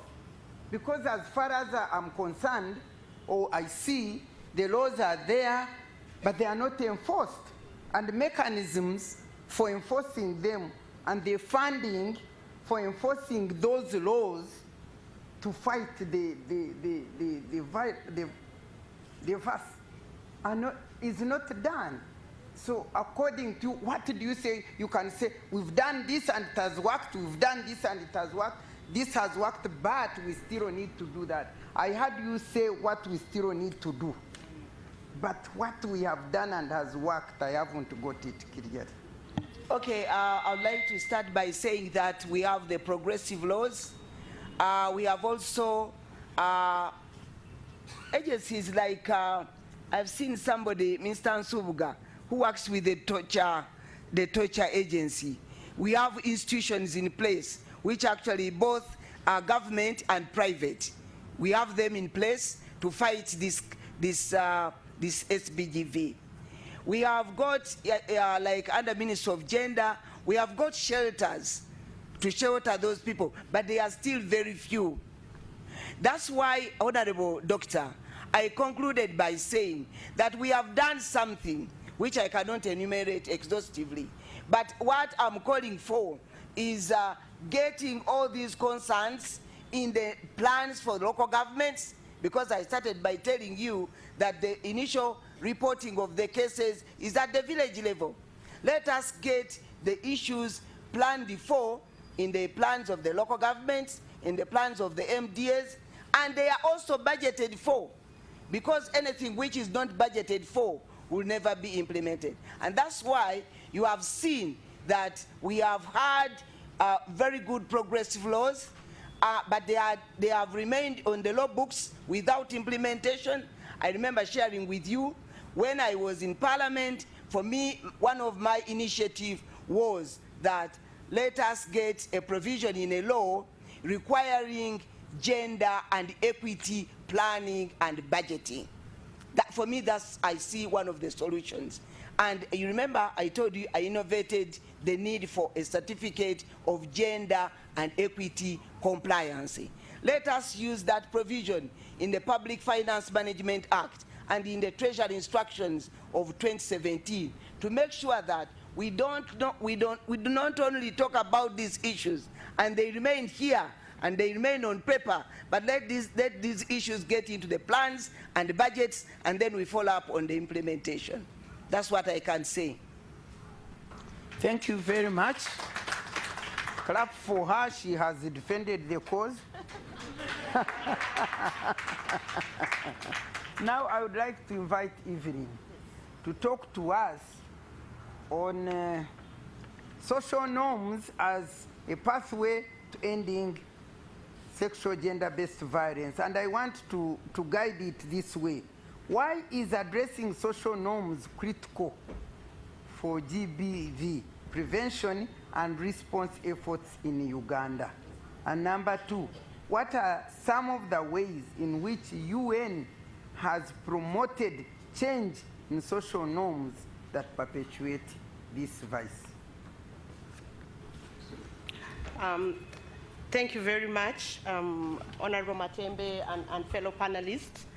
And maybe just to straight away go to your question, I would like to start by saying the previous speakers have elaborated on the comprehensive instruments, right from the global level to the national level, in terms of what laws exist, what policies exist. We have spoken very articulately about the need to have integrated services. So, but despite these laws existing, despite these services existing, we still see that more than half of Ugandan women experience violence. We see that at a shelter, in a month, you have 10 cases of people reporting. And yet we know that violence is happening. So our big question is, why? Why are we not implementing these laws?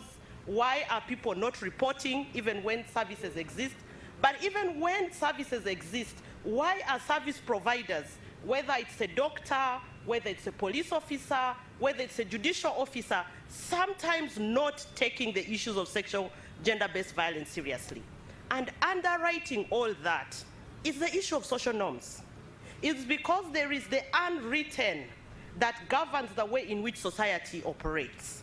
And that unwritten defines who has power, who doesn't have power, who should be treated with dignity, who should not be treated with dignity, who should do which work, who should have autonomy in terms of resources, who is entitled to rest, who's not entitled to rest.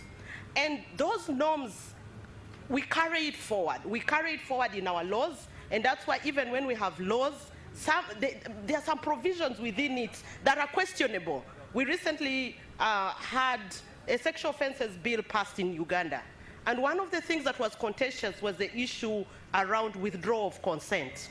And all parliamentarians were up in arms and saying people should not withdraw consent. And where is that coming from? Because there is the norm out there that, you know, women, especially in marriages, cannot withdraw consent. We have had people go to police and police say, this is a trivial matter. It doesn't warrant us reporting. Go and be a good wife. Why isn't police taking that issue seriously? Because the norm normalizes violence. It's not a problem. And women can be beaten, and anyway, they are being corrected. So what are we saying about norms as a pathway to enjoyment of rights, to also, you know, ending violence and having women live in dignity? That these norms just kind of like provide the premises, the tools for abuse. They make accountability a challenge.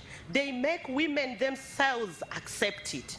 And so unless we really tackle those norms and start to create new norms that refuse to legitimize violence, then it's going to continue. And so in the broad range of things that we're doing, we need to remember that addressing norms helps us to address the root cause of violence, the patriarchal systems and its tools that perpetuate violence. And it's through addressing those norms that we start to see laws, services, resources that really take the issue of violence against women very seriously. You ask a question around what have we done as the UN around addressing social norms. The RC made my life easier in her speech when she did say that they have been investments to implement tested methodologies out there that take communities through a process of change. Over the last 5 years, through the Spotlight, through the SGBV, we have been able to work in about 20 districts in depth for 4 years to take communities through a process of change where they start questioning these norms and start developing new norms from the way in which people share roles, from the way in which people make decisions, so that right from the family level, there's the change that we are seeking to have. So they are rigorous, systematic, comprehensive methodologies out there that the UN has invested in. But is it enough? The last time I counted, we had 160-something districts in this country. If we're working in 20 districts or so, what is happening in some of those districts? And so I think it's about how do we scale up and how do we deepen the work that we're doing in some of these districts. We've spoken and elaborated about integration. And I think as a UN, we are trying to see how do we provide integrated GBV services, both in terms of prevention and response, so that there's the whole spectrum from laws to social norm change to service provision to data and things like that. And again, I think it's not all over the country. There's more need to work there. And finally, there is the work that we started doing with religious and cultural leaders in this country. We're beginning to see pronouncements that cultural leaders are making out there to say culture does not actually promote violence, but culture cherishes family, it cherishes harmony. But again, it is still, you know, very, very little. Not all institutions are on board, and beyond the pronouncements, we are yet to see how some of those practices, which actually people cite to promote abuse of women, can be changed long term. So very quickly, I hope I have responded to your question.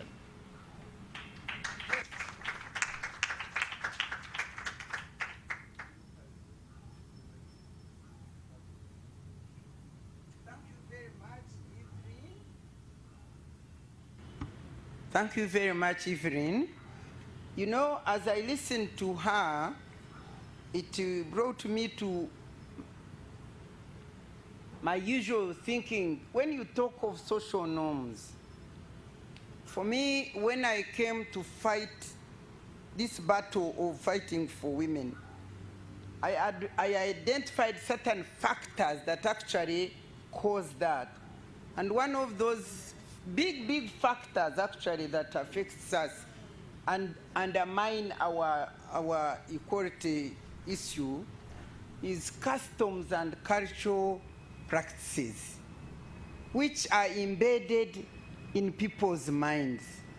And what disturbs me is that any other culture and custom may change and advance, but when it comes to women, you know, they say, what about culture? At the beginning of my struggle, whenever we would debate, and I fix people, I fix them in a corner, and I'm about to defeat them for my cause, they would say, but what about culture? And therefore, I came to define culture as that thing which men resort to in a bid to win argument against gender equality and women's empowerment. Because that's what they used to bring. And then I'm so glad that you are talking to the religious leaders, because the second offender of women that causes us to suffer all this we are suffering is religious misinterpretation and misapplication. And I say it very clearly, it is not religion, it is religious misinterpretation and misapplication. Because they will tell you, oh, when a woman is beaten, and then they go to whatever, then they say, submission, submit, as if submit means subjugation. Eh? So all these things have got to be fought head on. Some of these things we need real, really challenging them very openly. And of course, now that religious people are beginning to understand, then we can continue to engage them to see how we break through these social norms, cultural practices, and so on. And women also, by the way, one thing I want to say is that women of this, the lower generation, I'm finding women below 40 and downwards, they have changed. They are no longer having the passion and that kind of thing we used to fight for ourselves. They are succumbing more. So I need to really, they need to reflect and question themselves. But anyway, now let me call our next presenter. I keep changing these things because I have a problem. My eyes will open. Our third presenter is my friend, Dr. Rose Witter.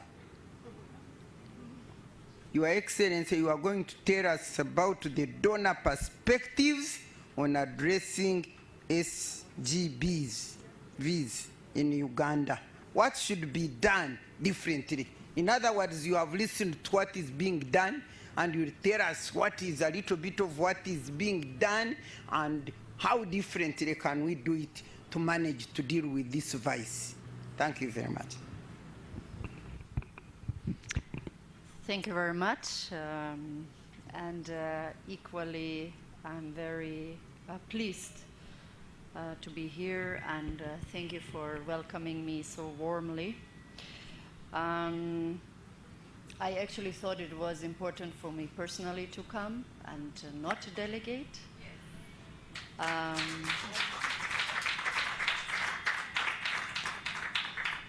You also see that I don't wear an orange scarf, because fighting against sexual and gender-based violence, I don't do it only 16 days, I do it 365 days.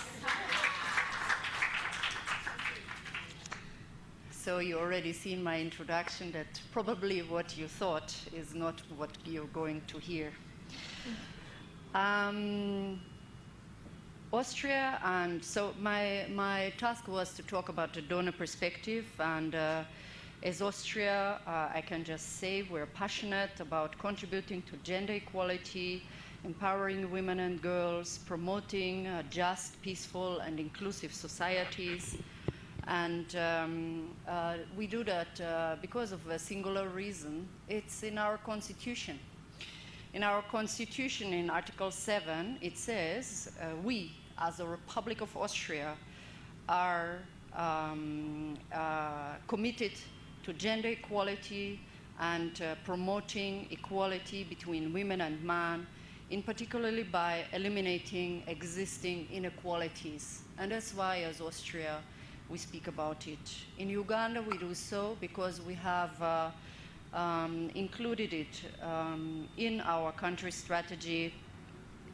And when I look at this country strategy that we have for Uganda, I can always compare it to laws and other policies that Uganda has. And when we look at the Access to Justice sub-program of Uganda, which is basically the JLOS, Justice, Law and Order program that was there for 27 years, I heard. When you compare what is in the Austrian constitution and what is in the Access to Justice sub-program, it is the same. It's really the same. And that is why we're proudly supporting Uganda in its ways. We do so by supporting the government institutions, the judiciary, the UN family that is present here and those that are not present here. We support the judiciary and JLOS actors in various initiatives. And just one example is that we're supporting them with organizing specialized SGBV court sessions and the institutionalization of a specialized court system. And we do that actually with the 2 UN agencies that are sitting on this panel as well. We are really proud that this is the case. So as I said, in Uganda we have it enshrined in our constitution. In Austria we have that enshrined in our constitution, and Uganda as well, and I can read it to you, you all know it.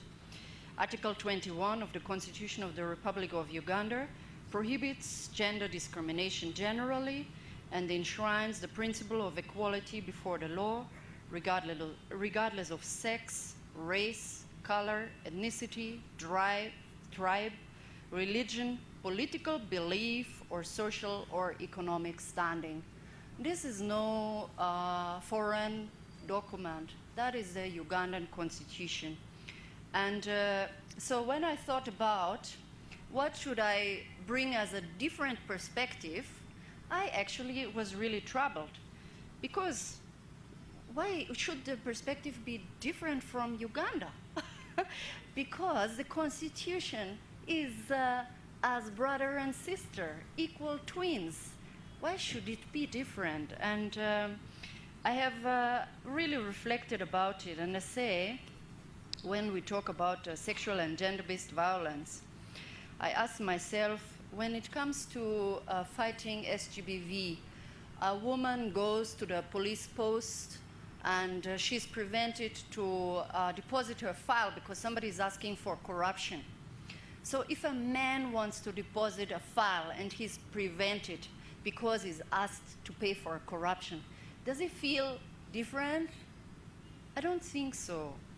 So, and when a girl is uncomfortable because she is called to be a witness in a rape case in front of a court, and that court doesn't have special procedures to protect her,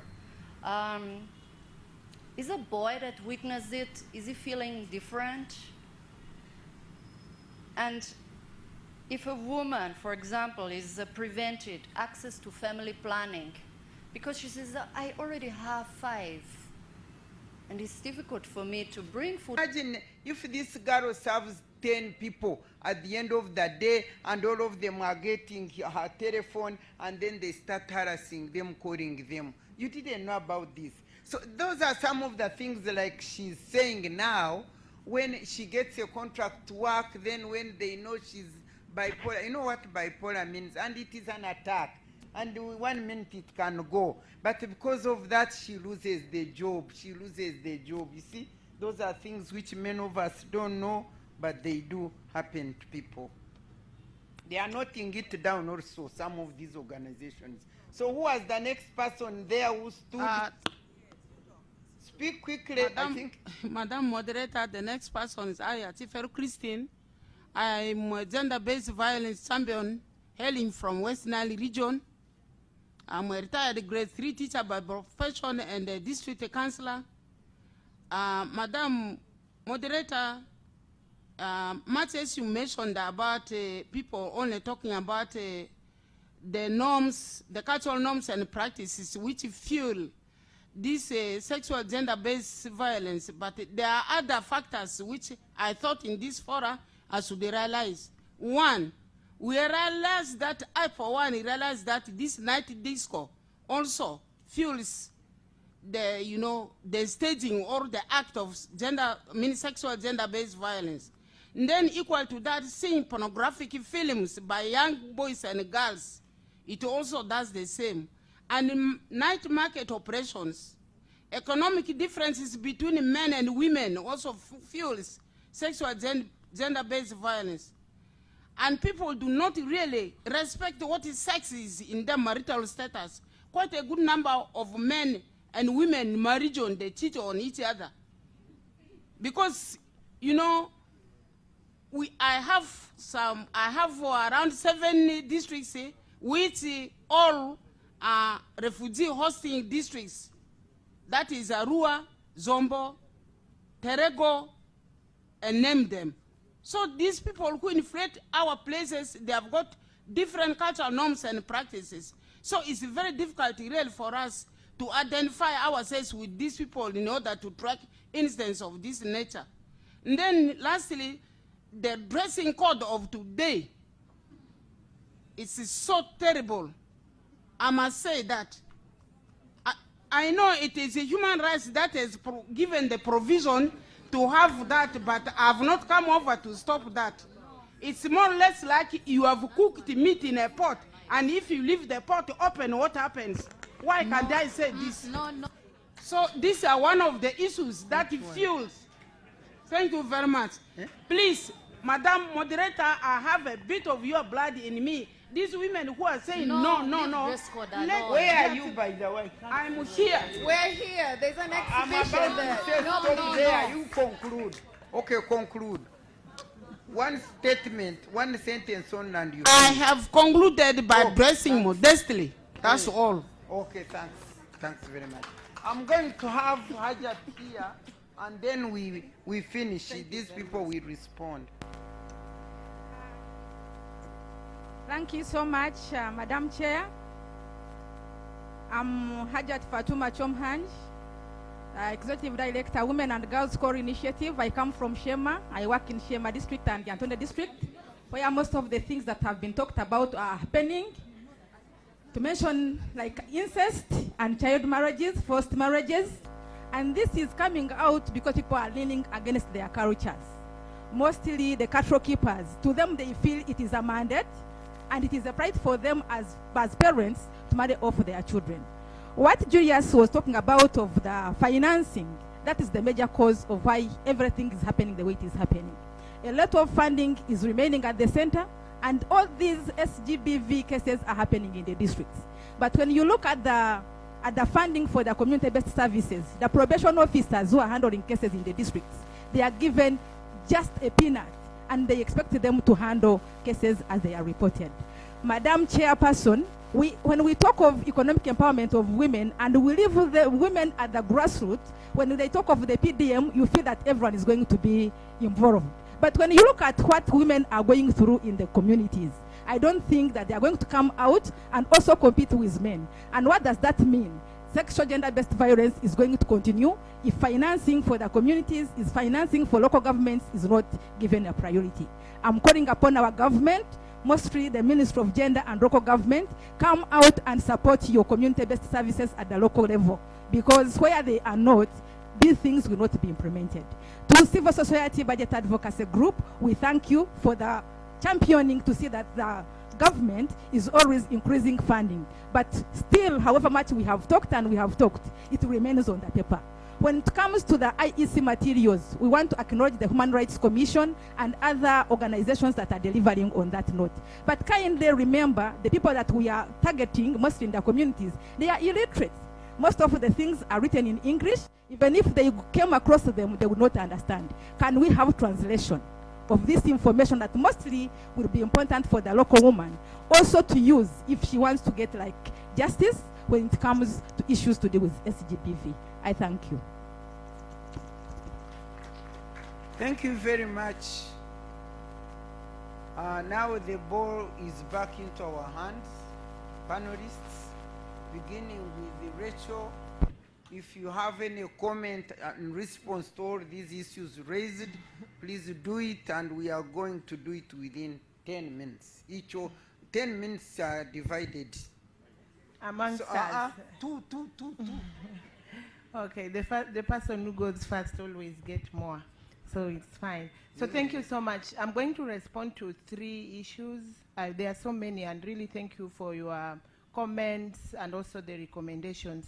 I'm sure we are here as duty bearers, and each and every one of us is taking up something, because this is a collective responsibility. So I'll respond first to the work of faith-based, the religious leaders. And for sure, we do a lot of work with religious leaders, not only at national level, but also at the subnational level. We work through the Interreligious Council of Uganda, bringing together more than 7 religious institutions, and they have worked to develop policies and messages, not only on sexual and gender-based violence, but also on issues of family planning. And they are not only providing the messaging, you know, also the religious leaders, they have health institutions, they own schools. So, you know, they are the second after the government, I think, in terms of infrastructure for health and education. And so we take also advantage of that to work around with them. And so through our work with the Interreligious Council of Uganda, at the community levels, we are now seeing interfaith organizations or interfaith networks of women who are addressing issues of GBV. For instance, we have one in Amuria. So women of different faiths coming together at the community level to address these issues of GBV. What they need is capacity building, because really religious leaders, we all know the religious leaders, they're not experts, they're not technical experts in this area, so there's really need to build their capacity to be able to address this. So that is ongoing. So the issue again is in how many districts. Evelyn mentioned, you know, we can just only do as much. So there's really need to scale up and people to come together and scale up these interventions. We also not only work with religious institutions, we also work with cultural institutions. And I want to highlight one, the Alur Cultural Institution, which was recently applauded by His Excellency the President for the work that they are doing to address issues of child marriage and teenage pregnancy. Why? Because this is one of the institutions that we have built their capacity to develop protocols, develop guidelines, And, so then they are also able to address these issues. So that's it. And then there was a recommendation on working with local leaders. I think that builds on the recommendation. Remember my 3 recommendations. One of the recommendations I made was that all these good things, the laws, the policies, we have them mostly at national level. But when you come at the local government level, they do not know them. And someone has brought it nicely. Some of them don't even understand English. So we need to translate, we need to build their capacity, because we can't just tell them, we involve them to do what? They need to know what they really need to do and how to do it. And then there was also a question around Sauti about the helpline, about reporting. So UNFPA is working together with UNICEF.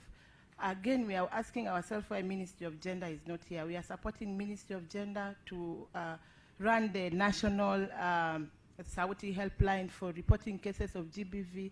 So there's a national helpline center here in Kampala, but there are also call centers within different districts where people can report cases, then they are linked to services. They are referred for services, whether it is access to justice you want, whether it's psychosocial support.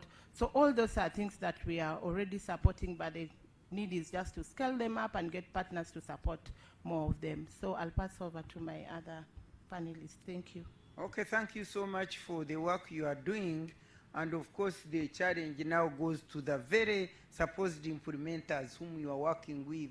When they disappear on a day like this, do we take it that they are serious or the priorities are different?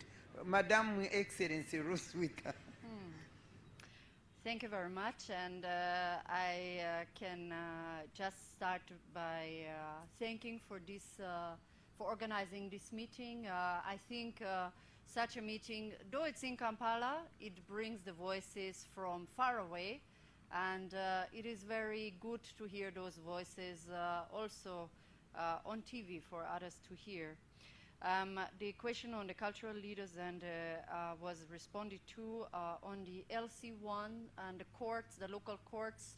I can just say that within the justice, law and order programs, the support to these local community courts is there, but it needs much more funding. And here come again the question of funding. There is a need of much more funding. We heard it from CISBAC. So we need government funding. We cannot just think that funding in a country can be coming from the people themselves, meaning for unpaid work. It cannot be the donors funding it. There has to be the government that funds the priorities. On the other side, I have to also say that what I'm sometimes wondering is where are the private unpaid initiatives? In Austria, we have actually so many. And I can also see that so many of you are engaging, when I listen to you, are engaging in side activities for your own passion. We need to hear more about them, and we need to motivate others to work for free if they're passionate about certain things. Why I'm stressing funding is because I see some of our good friends of the police here, just one figure. Why is the police not everywhere? I was told that per quarter, so that means for 3 months, a police station in the local area is getting 200,000 Uganda shillings for fuel. So what can they do in 3 months with 200,000 shillings for fuel? Again, funding. We really need funding. The last point that I want to say is we have to have a protected space where we can talk. Not for me, of course, because I'm protected specifically by the Vienna Conventions, but we have to protect the activists and the human rights defenders so that they can speak out. And we don't want to only protect them here in this tent. We want them to be protected in the local village, in the districts, at the sub-county level, because there also some of these human rights violations and preventions, they are preventing from speaking out at different levels. So when it comes to the recommendations, we have to really look into the challenges of the implementation of the Bill of Rights. When civil society organizations have challenges to gather together, to meet, to talk, to make their press statements. This equally affects the fight against the gender-based violence. And if the journalists are constrained of talking about whatever issue, does it not prevent them equally in talking about gender-based violence, or does it not prevent equally by self-restraint, self-censoring, prevent women to speak out? So the Bills of Rights needs to be protected. It is important that we safeguard it at the national level, at the regional level, and at the district level, so that we can speak out, all of us, and we can hear about very difficult and painful issues. Law reforms, I'm not going into it. Certainly there is need to modernize laws every second in all our countries, so there is no doubt that law reforms are important. Thank you. Thank you very much. Now I call Julius. Yes, my parting shots. I think I call upon everybody, please get interested in the way our government raises money and spends money. If you leave it for them, I can tell you there will be nothing for us.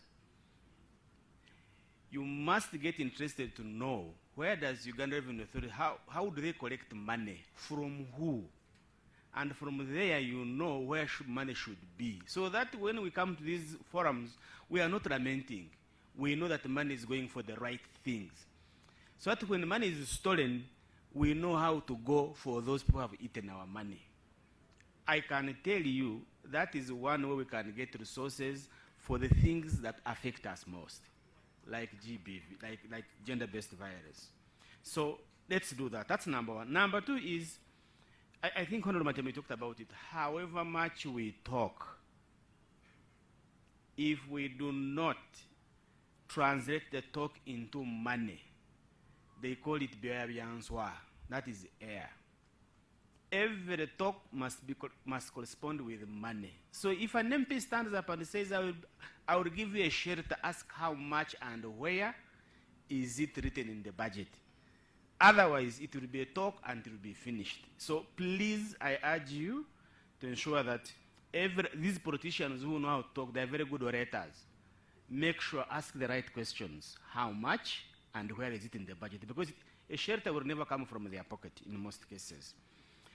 Third is, somebody said we should talk about the toll-free line. I can say it again. The number I have is 800-199-195. That's the number I got. And I have been informed after that we even have other call centers across. So I think Ministry of Gender, we can do more, publicize these numbers to the public so that at least people can have means of accessing this. Lastly, gender-responsive budgeting. I learned in the Philippines how they have used it to tackle GBV. Because they were able, like I told you, they were able to participate in the budget and know where money was going, and they were able to say, please, for us, and it was a local station. In our local government, number one this financial year, put more money for communication gadgets for police. We need 2 motorcycles with fuel, and the officers who are going to be in charge of the family protection unit must be trained in gender equality. That is how gender budgeting was helping them, because now they were having a space where they can call and be assisted. And they were able to do so many things. So let's promote gender budgeting in this country. The best thing is that it is in the law, the Public Finance Management Act. We can enforce that. In fact, one time I wanted to take government to court for not putting it in place. But we can do that and make sure that work is done for us. Thank you so much. But I thought that we worked on all those issues of gender budgeting, and I thought that it happens there in Parliament.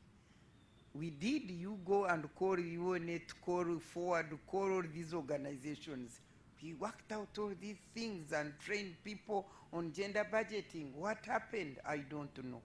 Secondly, the recommendation you are giving, these very people, that they should go and know where money goes and influence its allocation and that kind of thing.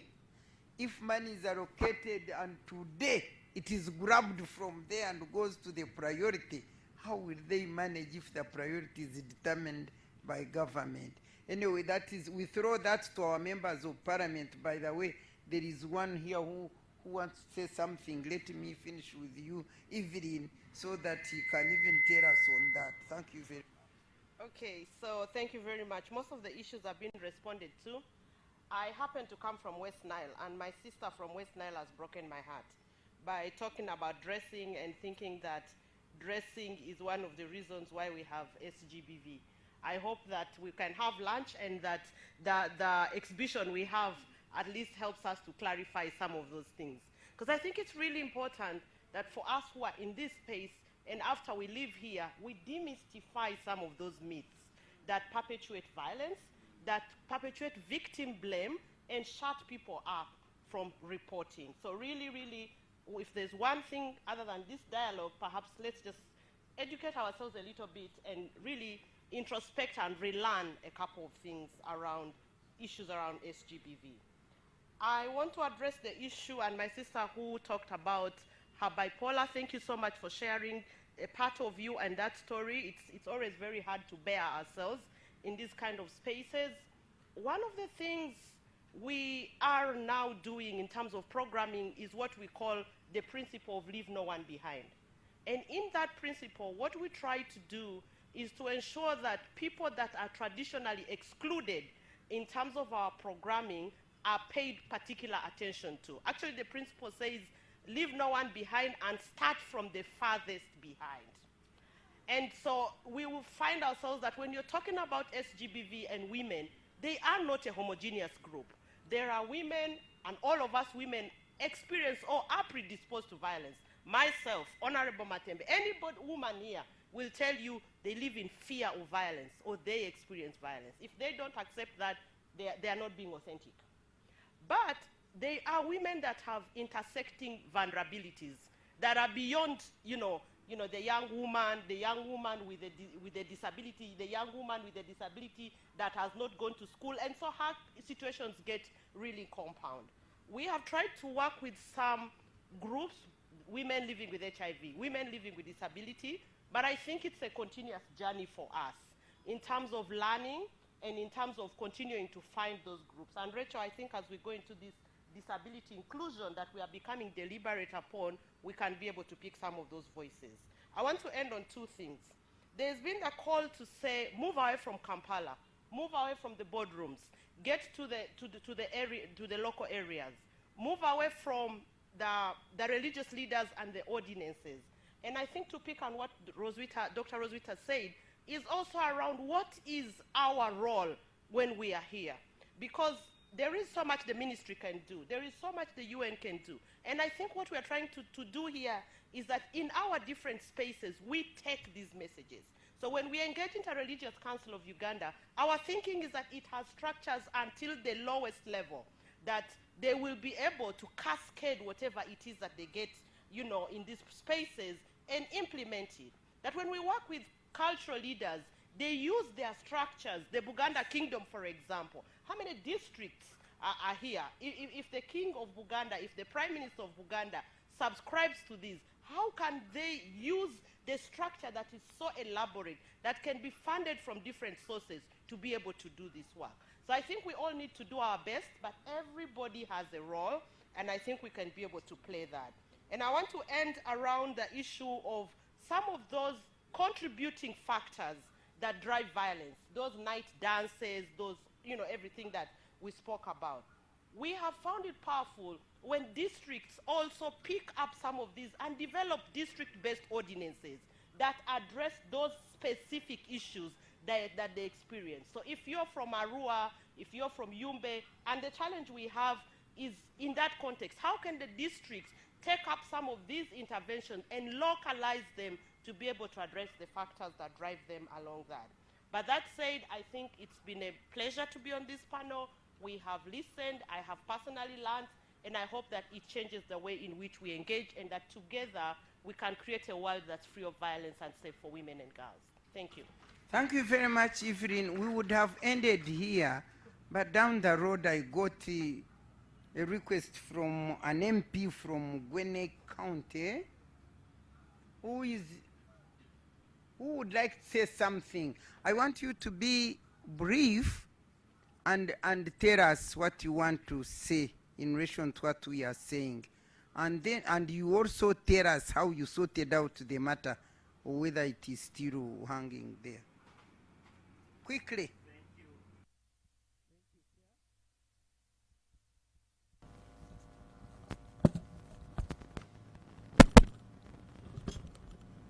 Thank you, Chair. My name is Ekudo Tom Julius, Member of Parliament, Gweri County in Soroti District.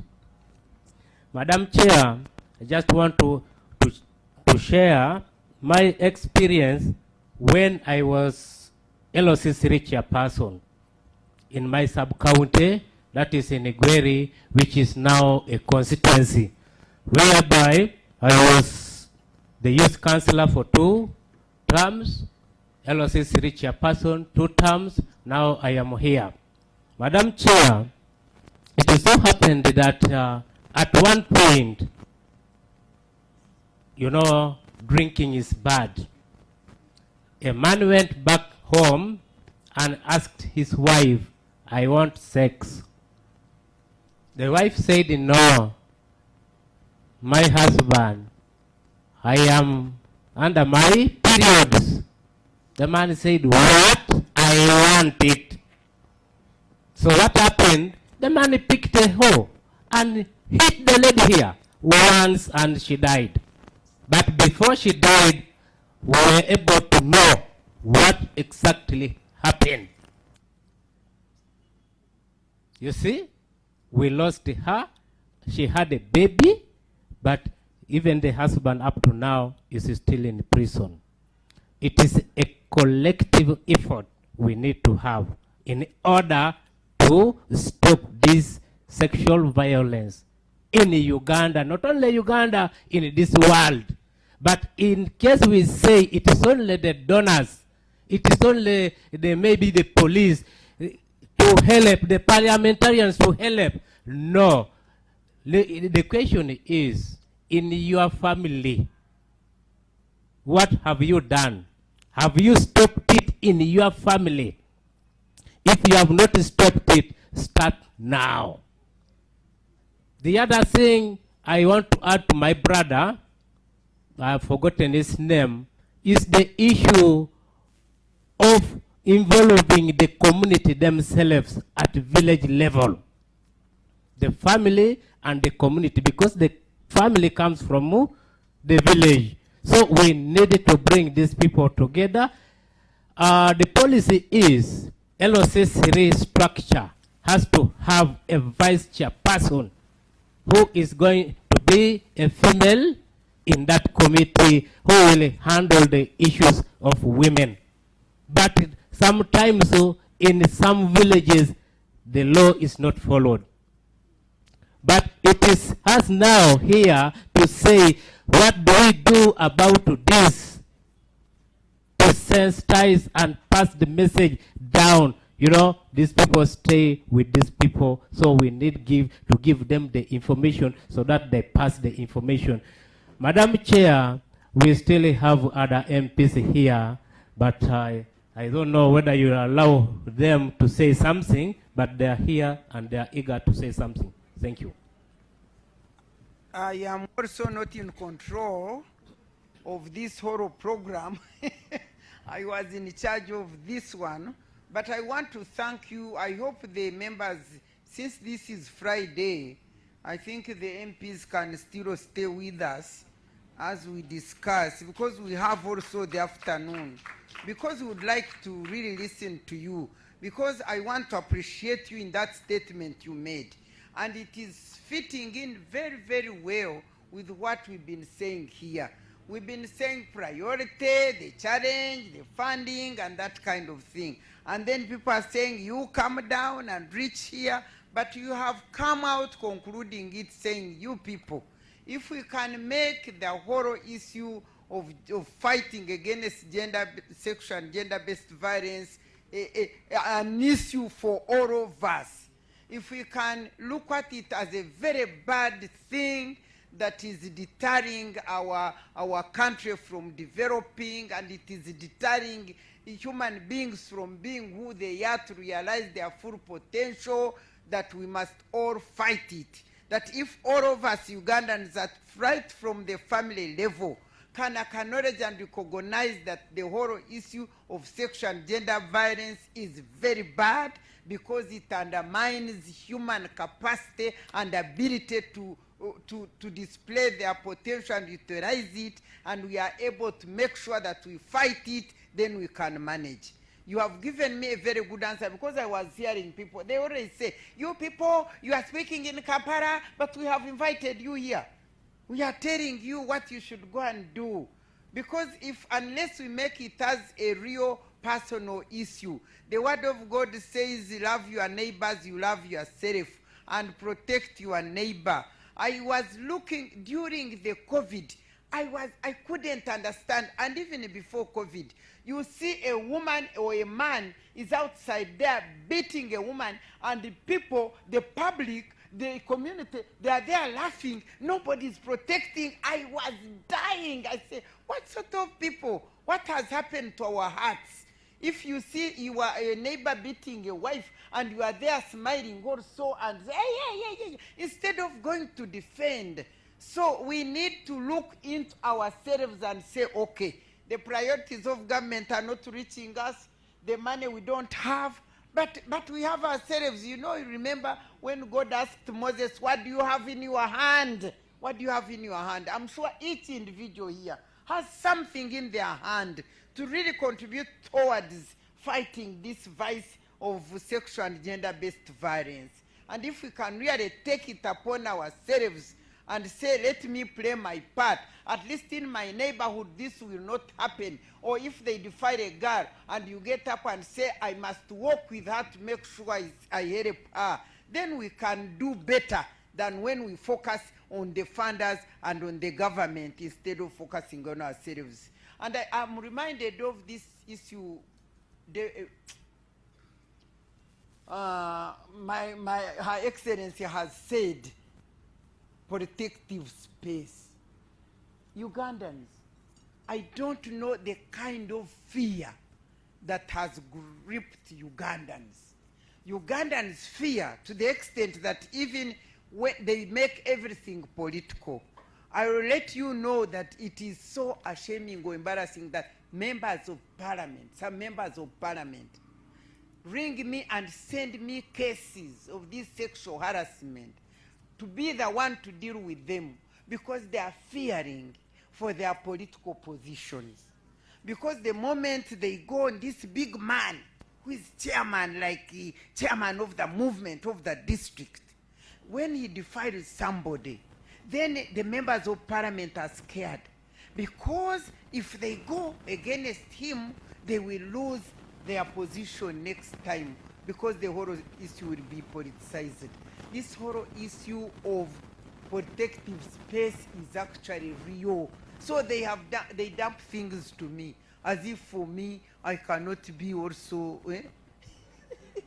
But for me, I take it up whether I die or not. As long as I die in defense of somebody, I would rest. But anyway, thank you so much. This has been a very beautiful conversation, and I'm sure many people have learned what they did not know, and they will continue to learn. But let's move down knowing that the challenge is each of us